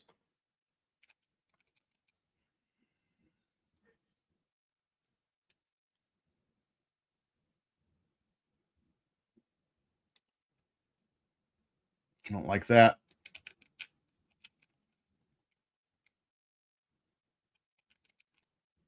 Oh, he reversed it, and I just clotheslined the dog shit out of him. That works.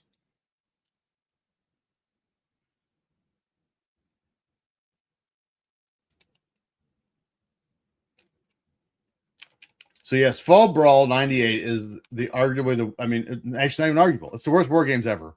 It's not close. It's a piece of shit.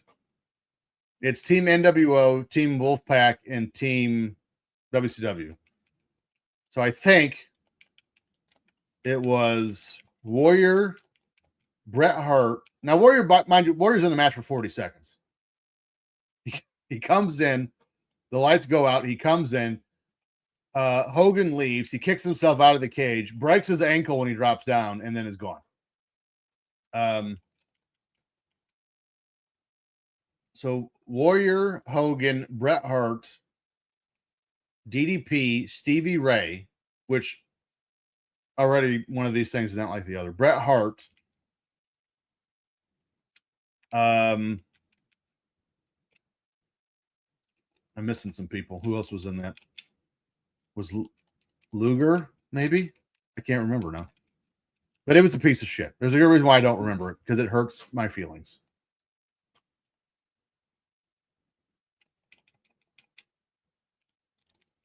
And then, of course, you got Halloween Havoc 98, which we've been talking about all day. It's Hogan and Warrior in a disaster. Main event that doesn't make the show. Gets cut off. DDP and Goldberg. Which, again, I've seen the match. It's incredible. Easily Goldberg's best match. Nobody watches it. Well, I should say 20% of the audience didn't see it, because it started right when their allotted time ended and it just got cut off. Which means they show the main event the next night on Nitro. A lot of people think it was a ratings ploy. That's because WWF had just taken back over. And we have not used La Parka yet. Efren, we're going for the TV title. So right now we're Chris Jericho.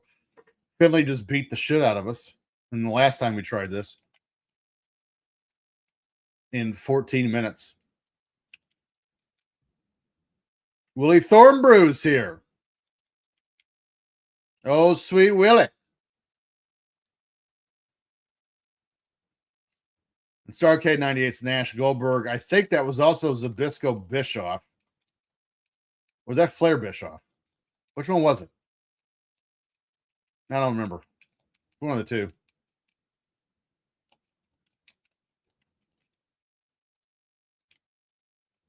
Shit.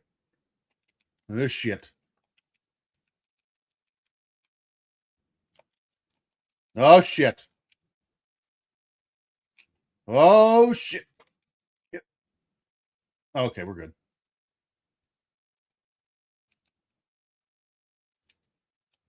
You sidestep my drop kick, dog? I don't think so.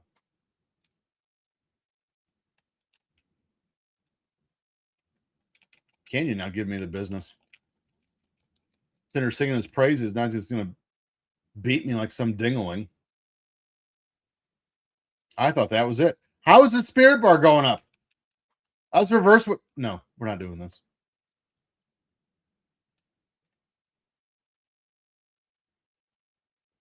Well, this is the Nintendo 64.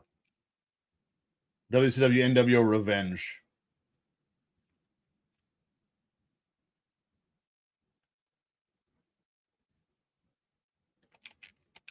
Oh. Uh-oh. Oh, good. Okay. We're good.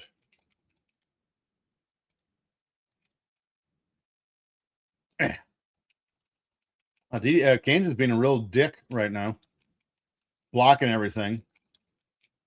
Just turned into Finley all over again. Finley part 2.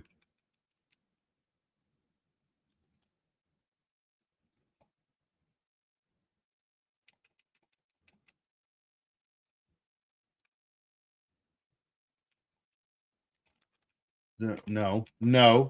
No. Oh, Lord. Here we go. This is right. This is redonkulous. Back to back. Finley now Canyon just beating the shit. I mean, they're just constantly ready to get specials. Oh shit. Oh shit.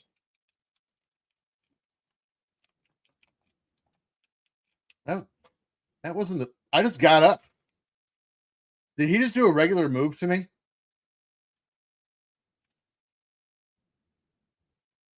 Because I'm pretty sure if it would have hit me with the actual flatliner, they would have been over.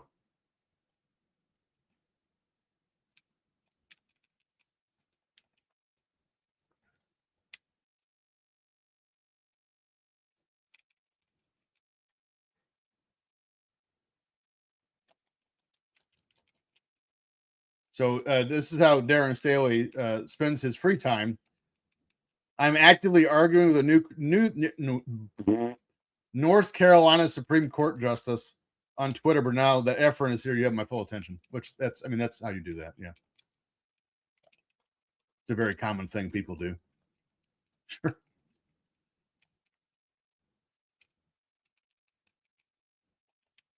I do not understand how Canyon is just like he's just ready for specials at all times in this match.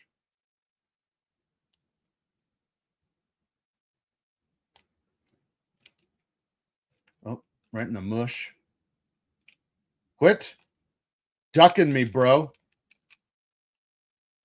Reversing everything I got. Big boot right in the chops. Come here, dick. Come here. He's about to get a special again. Oh shit. Oh shit. Yeah, there's no way that's a flatliner because if that was, yeah, I just get right back up. I call him a bitch and just get staying back up. Yeah, I'm not standing there for that shit.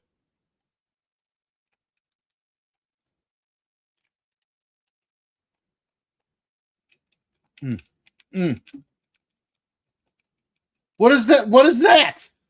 What is that that just showed up? What is? I've never seen that before.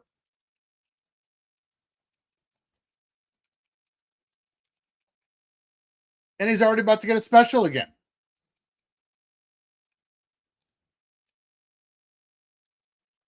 What? I am dumbfounded right now. I have never seen a combination meter on this game ever until just this. He's about to whoop 12 minutes, and he just beat me.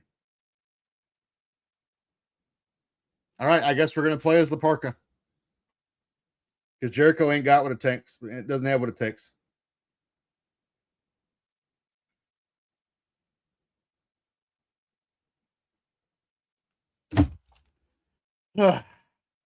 What? Crockett again. Look at my striking moves. Minus 605 points. His reversals 300 to 2,860. This is bullshit.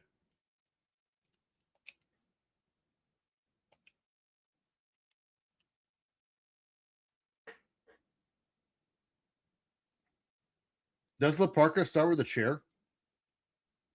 That doesn't seem fair. That rhymed.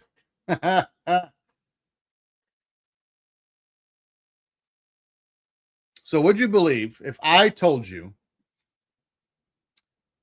that this game, Revenge, would go down as the 26th best-selling Nintendo 64 game ever?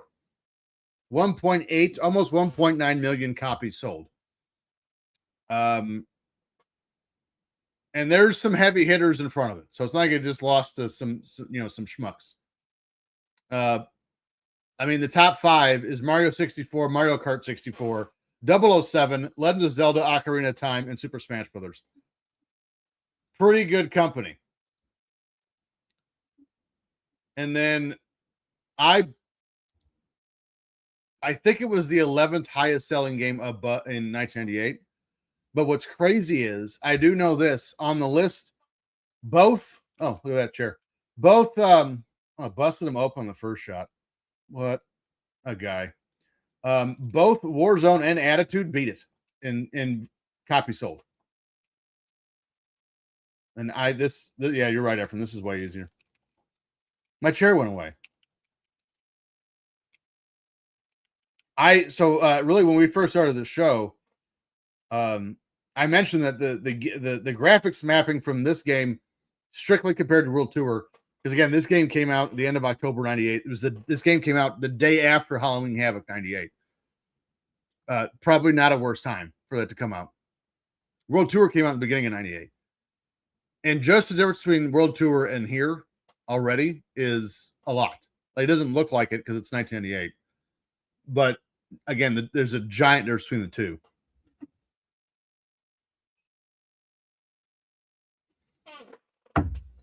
So yes, I would say for the N64, because it was such a different monster, completely different look than the PlayStation. For the N64, yeah, this is good graphics. As I nearly choke on an ice cube again. My chair is real squeaky, so sorry. Oh my goodness. Sorry about that. Now I have to win all the titles with Laparca. Is he the only wrestler in the game that comes out with a weapon?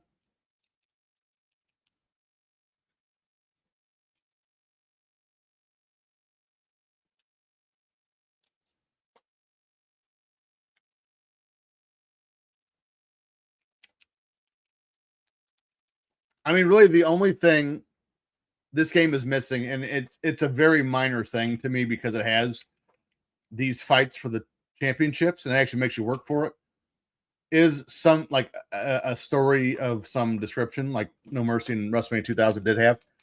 So I think it's missing. Other than that, I mean, again, if even without that, this up to this point, this is probably the best wrestling game ever made.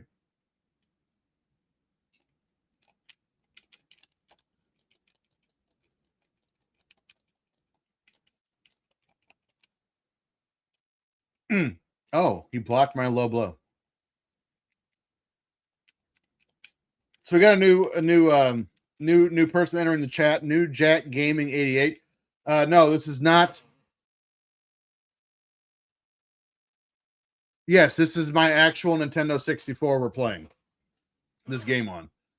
We don't do emulators here on this show. This is my collection we play with. And again, if you're new to the show, which there are some new people in the chat, like I said, we play one game for 3 weeks straight. So we'll play this. This is week 1. We just played WCW Super Brawl, which actually that 3 weeks was started by if this had the entrance music, this might still be the greatest wrestling game ever. But we played Super Brawl because we played Royal Rumble on Dreamcast 3 weeks ago, and it only made it 45 minutes because that game is a pile of shit. So we play a game every 3 weeks. This is week 1. Up next, after we play this for an additional 2 weeks after today, is In Your House for Sega Saturn. And then it was supposed to be Tag Team Wrestling for NES, but my NES just took a shit. So we have, I'm going to try to find a new one between now and then. So we can still play that. Now, when we get to that game, Tag Team Wrestling, that's the last game in the 4-game block we do. So in week 2 of Tag Team Wrestling, the new poll will come out of the 4 games that we're going to play, and your votes dictate which order we play them in. So I'm thinking it's been a while since we've had the PlayStation 1 out. So I think we'll have to do, should we do WCW Nitro or WWF Attitude? So we played Warzone. That's a tough one. So one of those two. What else can we throw in there? I do have an Xbox 360 now. So all the WWE games just before and then right at the 2K mark are now in the mix.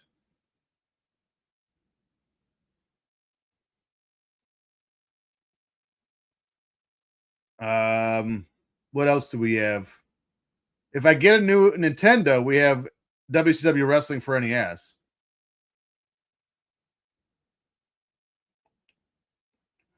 We played No Mercy when we couldn't play pro wrestling anymore because my NES died. What else? What I mean? Oh, I do have Legends of WrestleMania. The one apparently Arn Anderson's on for PlayStation 2.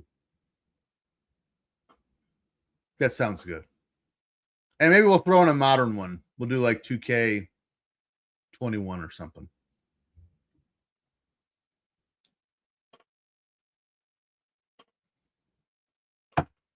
Darren, I appreciate the offer, but there's 2 local vintage gaming stores where there's one in my hometown, which is not 4 minutes from my house. Then there's another one in Michigan City that I've been going to for a long time, and they're about a half-hour drive, and they've always been my hookup. So I go to them as often as I can. I support their businesses. So essentially, I go to the one in LaPorte, and if he doesn't have something, I'll go to the one in Michigan City. When I started going to the one in Michigan City, the one in LaPorte didn't exist. I think they've been around for like a year or so, a year and a half. Now, there's still a couple more consoles I need to get. You know, I don't have an Atari yet. That's on the list. Oh, nice. We wrestling Sick Boy again? The park is pretty good. Pretty good. I have all the PlayStations but the 3. And I'm telling you right now, I am tempted if I get a PlayStation 3 to get Rock Band again. I played that game so much when I had a PS3. What else? The original Xbox I don't have. I have the rest of them.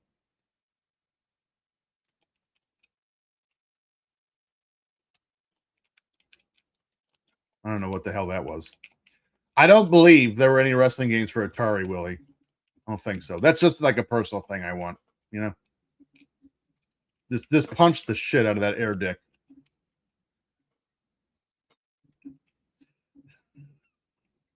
I just made myself chuckle on that one. Punch the shit out of that air dick. If I made t-shirts, that would be one.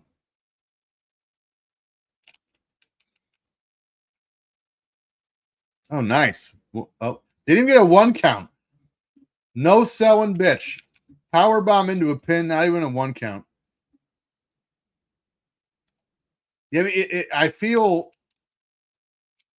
nerdy, but at the same time, I feel good that like I'm actually running out of consoles to get. Sega, was it the Jaguar? I don't have that. Actually, I've never known anyone that did have one, to be fair. Sega Saturn was the last one I just bought, and I am excited to play that in 3 weeks. WWF In Your House. Super arcadey, almost Mortal Kombat, just not graphic style game. Oh, now I bust them open.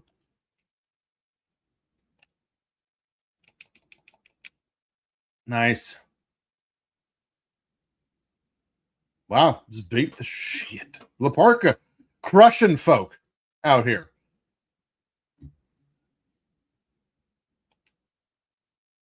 Yeah, there's not too many consoles outside of that I don't have already. It makes me feel good. I like that. Who's this? Alex Wright.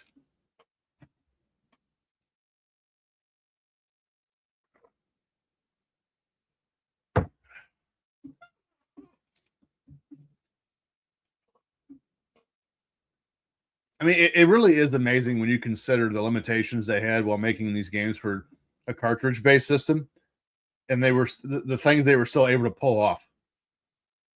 Again, the next year after this, same company, same platform, same capabilities slash restrictions. They're going to make this game more or less with a complete career mode for the WWF with theme songs and entrance videos. Now, entrance videos aren't great, but it's still entrance videos. WrestleMania 2000 was probably the most excited I ever got for a wrestling video game. I think that's pretty safe to say. Because again, World Tour, it was so different. A much needed difference, by the way. World Tour was to shake up the wrestling video game market needed. It completely changed how we play games, how we look at them, wrestling games, how we look at them, what they should feel like, the grappling system, like everything was it just changed the game, right?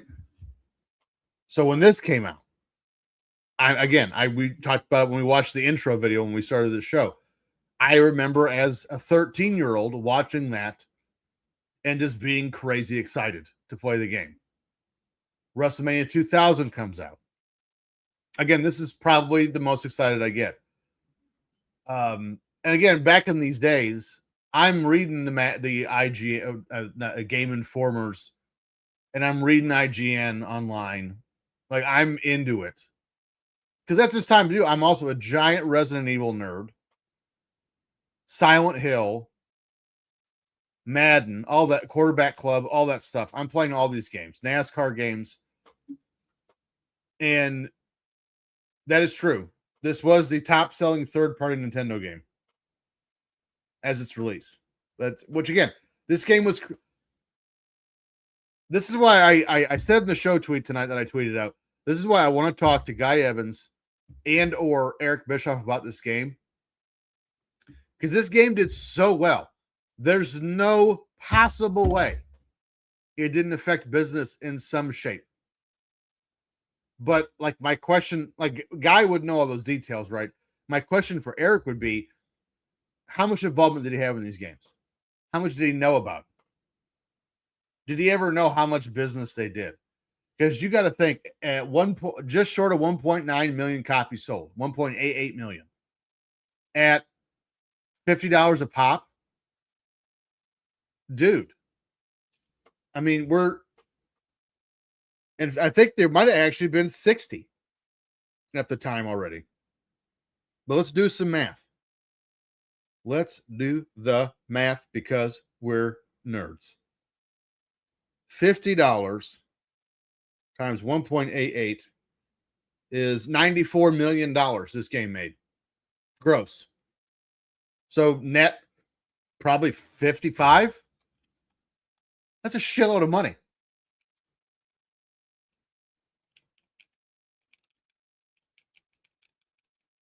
Like, I believe 1998 was WCW's record for gross revenue in 1 year. Unfortunately, 99, they'd fall off a cliff. But even in 99, it wasn't right away. It was later. And you got to wonder, man, like, again, I know it's easy to armchair quarterback and all this stuff, but you got to think the War Games here in 98, Halloween Havoc 98, both Hogan and Warrior and DDP Goldberg, Starrcade 98 with the finish. And again, we talked about this last night too. I think the reason why the finish of Nash Goldberg gets shit on with the cow prod thing with Scott Hall.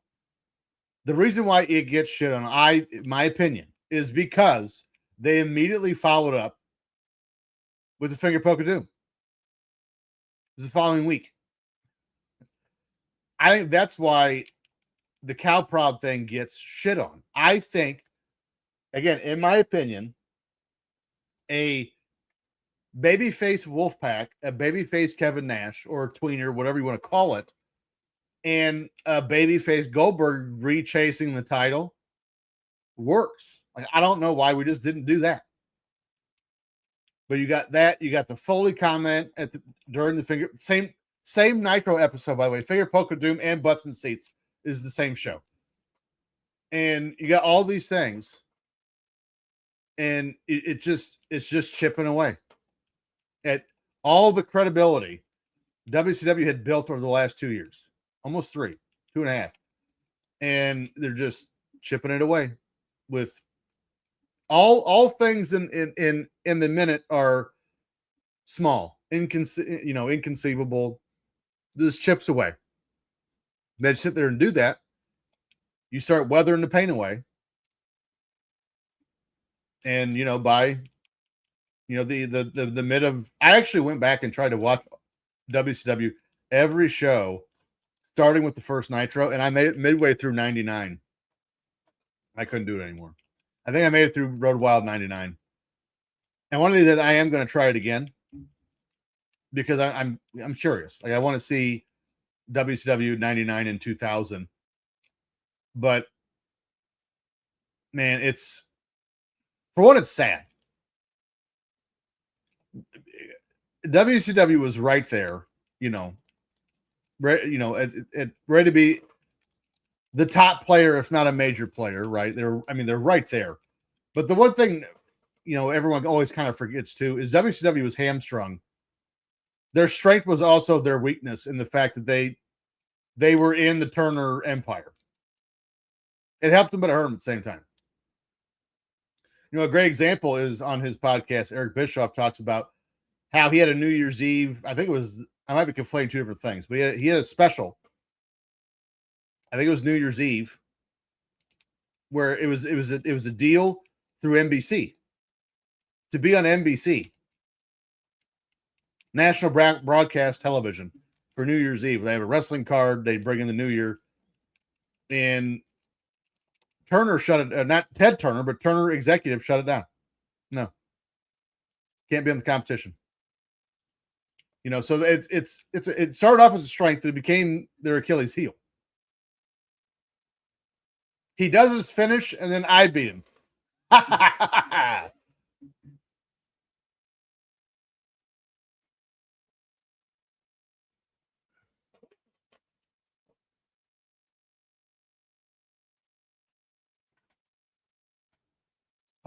Something tells me Hogan got his cut. I'm sure they all got his cut. Sure, Hogan got his cut. Nash got his. DDP. Actually, I don't know. Oh shit. I don't know. What's interesting,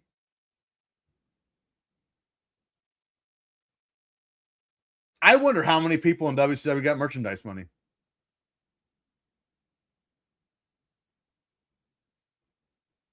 I don't know the answer to that.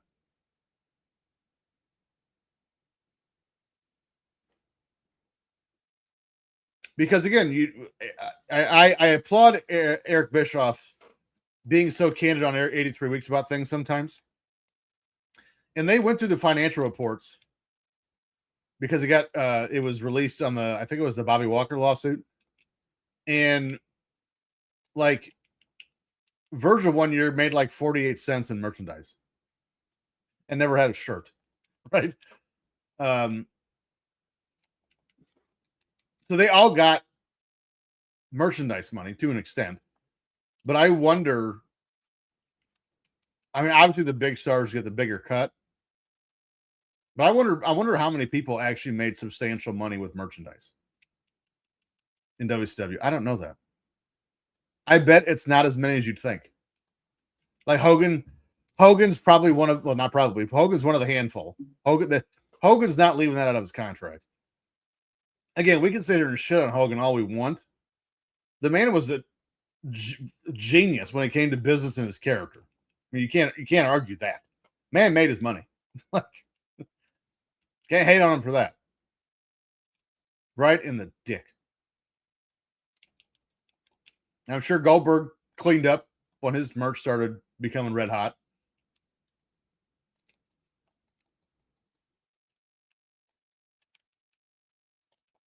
And again, imagine, and Eric Bischoff's also mentioned this before, one of the regrets he has is WCW didn't have original music. Essentially, all of their music came from the Turner Network stock music. I don't know what the proper pile. I don't know what the proper word is. But collection. There you go. Catalog. That's what I wanted. So they, like, WWF was releasing albums, which, as excited I am about getting video games in this time, I'm just as excited about buying WWF The Music Volume 4. You know what I mean? And WCW didn't have that.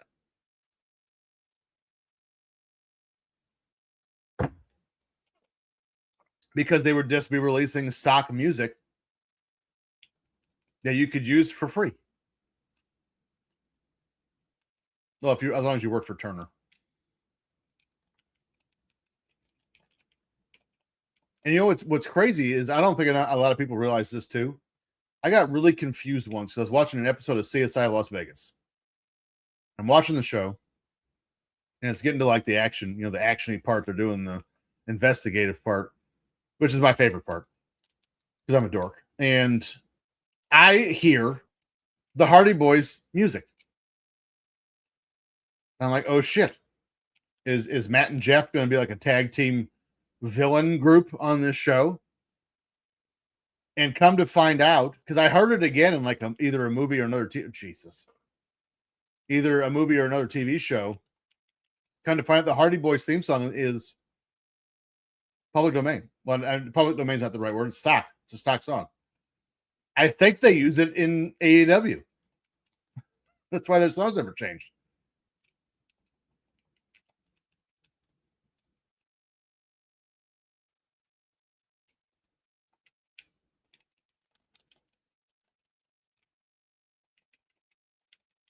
I love the fact that I lived in a time where the Disco Inferno was a thing. I mean, listen, it's real easy to make fun of them and make fun of the character and all this other stuff. But in the moment, in 1998, Disco was kind of over.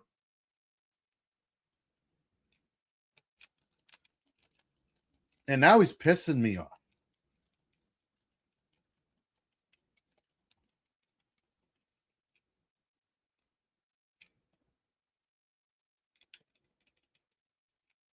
Oh, power bomb with the win. Oh, I just whipped Goldberg's ass as Disco looks on. How disrespectful.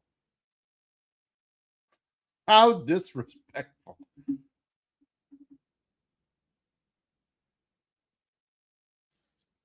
Not doing so good in the old grapple score, it would appear.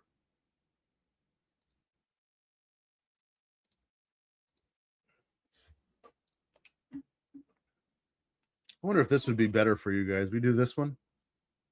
Yeah, it's a little bit bigger. Look at that. How do you go from Goldberg to Hoovy? Like, no offense to Hoovy, but my goodness. So we're going to stay with this until either I lose again or we win the television title. Hanzo Man, I'm coming for your ass.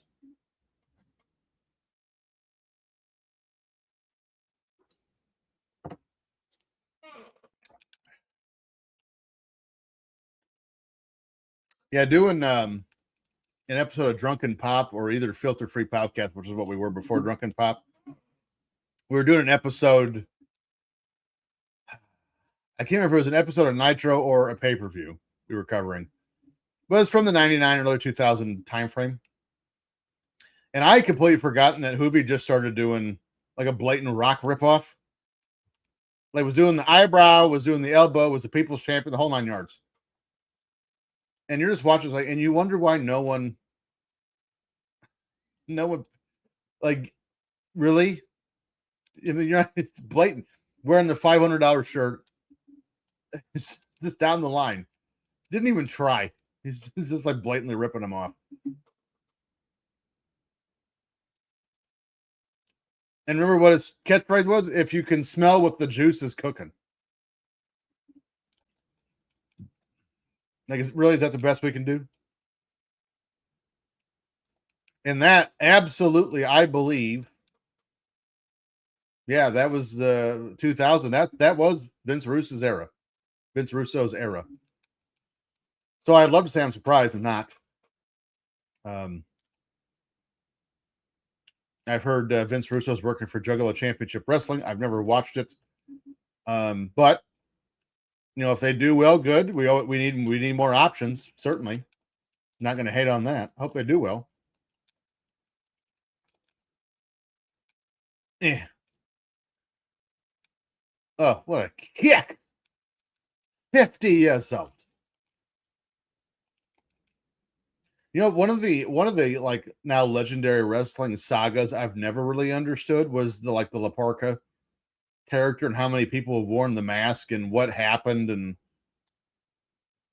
because like this La Parka is not La Parka anymore. They're like their 4th iteration of it. And actually, this guy just got kicked out of the mask and they gave it to somebody else, which I didn't know you could do that. But also, I don't understand lucha.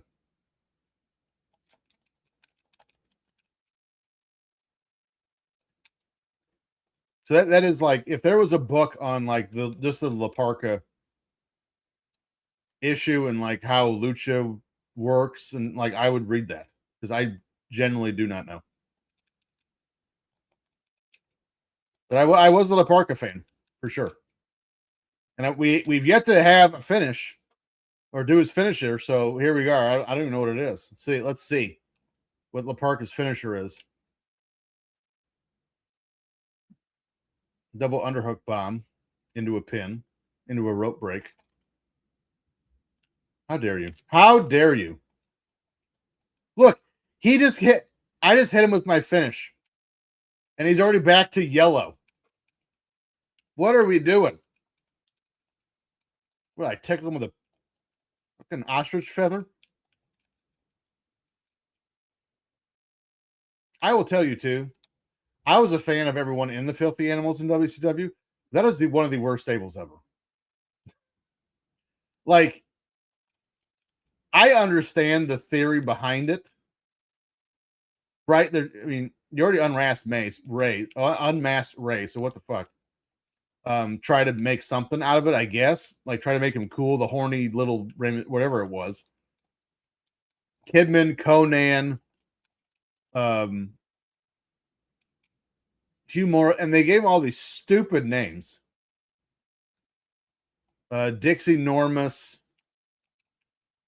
General Erection. Like, it was just dumb, terrible. GI Bro. Like, what are we doing? Which, come to find out, was actually Booker T's, I think it was his gimmick in GFW or GWF, whichever one it was. Be hoovy. Moving on, Hip. WWE does own the rights to Dorothy Clown. Oh, I see. So, you're comparing WWE having 4 different people be doink to La Parka. I gotcha. I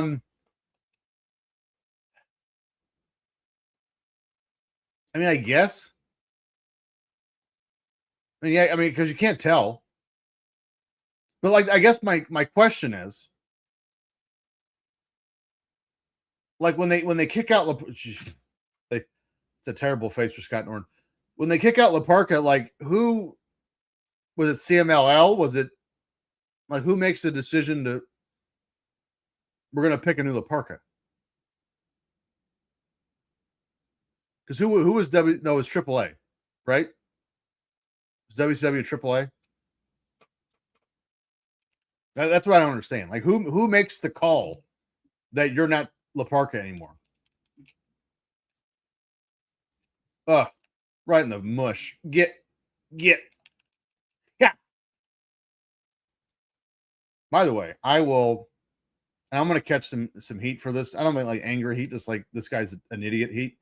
I firmly believe WCW at no point ever did enough with Scott Norton.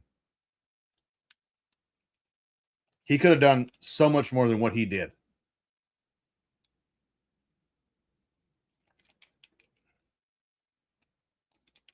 We didn't cut promos. A lot of people didn't. I mean, he's literally in a stable with Eric Bischoff, one of the greatest bikemen ever, and he's hanging out with Buff Bagwell. What do we need him to talk for? Just go smash people. Again, I'm not saying he should have been world champion. That's stupid. But I'm just saying, like, he could have been a major player in some pretty big time feuds. And they're like, here's a submission match with Ice Train. Oh, thank you. That's what we wanted, was that.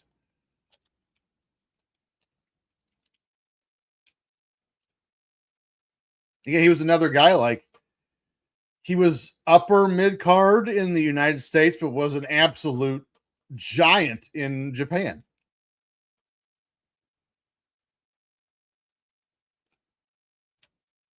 I just think he could have done more here in the States than what he did.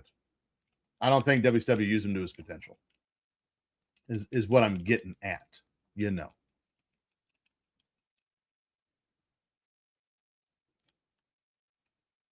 And again, he's believable. You watch the show and you're like, I don't want that big some bitch getting a hold of me. Look at this guy. Eugene Nagata. Eugene Nagata DeVita, baby.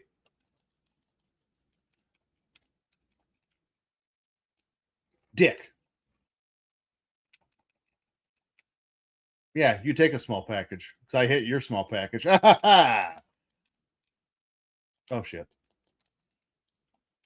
Oh, one nice touch that I can't remember if it was No Mercy or WrestleMania 2000, one of the two. A nice touch they added was if you're like a smaller person trying to body slam a super heavyweight, it takes you extra effort. And sometimes you don't always do it. It's a nice touch.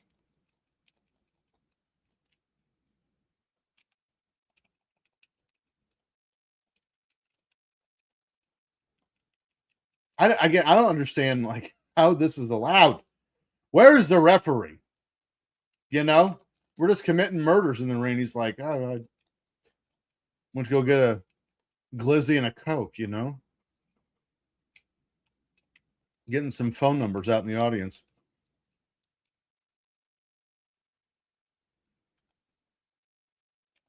It's interesting when you look at like all the, especially in this era, people, all the combinations of people that won the tag titles in WCW, but yet Norton and Bagwell didn't, or the Faces of Fear did not. It's weird. Yeah, Norton and Bagwell is an underrated tag team, and Vicious and Delicious is a phenomenal tag team name.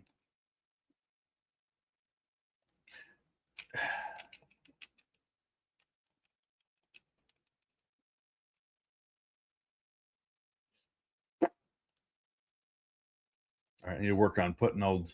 Oh shit! I was just saying. Oh boy. Oh boy. Is this where our night's going to come to an end? Would you wake up? Too late now, dick. I don't know what that was. Was that his finish? I guess we're going to find out. Yeah, I thought it was a shoulder breaker. Yeah. I got up. What? Let's go outside. Let's collect ourselves for a minute. 4.5 minutes in this match.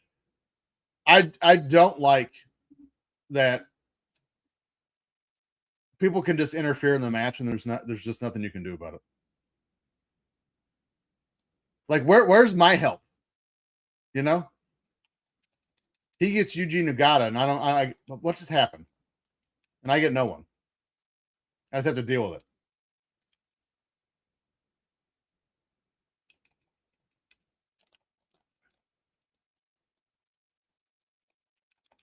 How is this not a rope break?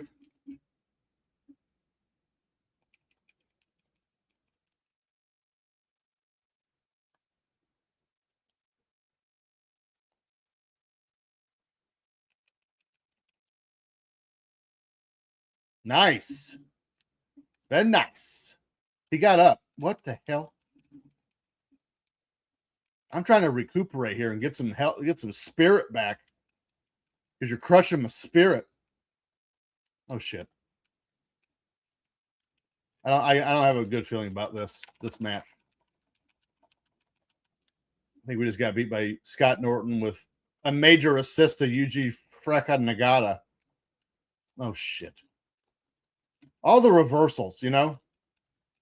There's just nothing I can do about it. I just gotta sit here and take it. Yep, just lost to Scott Norton. And I did say either we're gonna win the TV title, we're gonna lose. And we're gonna end the show, and we lost.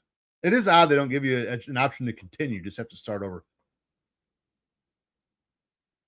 That's a wow. Striking moves minus 400. My goodness. All right. Well. Okay, then. Let's bring it back. Let's bring it back. How are you? How are you? That was fun. I don't know about you guys. I had a blast. 2 hours, 17 minutes. Pretty good. Pretty good time. And look, I would expect that out of the next 2 shows as well. Here's the thing. Next week, I'm on afternoons all week. So we will be playing WCW nWo Revenge right here on Bashing the Buttons on Saturday night at 9 p.m. Eastern. After that, we're good. But next week, got to make a time difference, work schedule, get in the way. But again, if you've been watching the show for some time, that's not new. I'm on a rotating shift schedule. That's not new. One last cheers. Thank you for joining us tonight. Make sure to follow us on YouTube. Look for at markout_moments. Find all of our shows. This one, Drunken Pop, Talking Wrestling with Poundwater and Amy, Dave, Dollar Bill Dave's new show, Golden Eras, all these wrestling shows, World Class. We're going to be doing Portland at some point. It's like I lost a hard drive. As soon as I find the hard drive, we'll do Portland. Do all these wrestling shows, all in one place. YouTube Markout Moments is the search you want. In the meantime, I'm TJ Stevens. This is Bash on the Buttons, and we'll see you next Saturday night, 9 p.m. Eastern, for week 2 of WCW nWo Revenge. We'll see you then.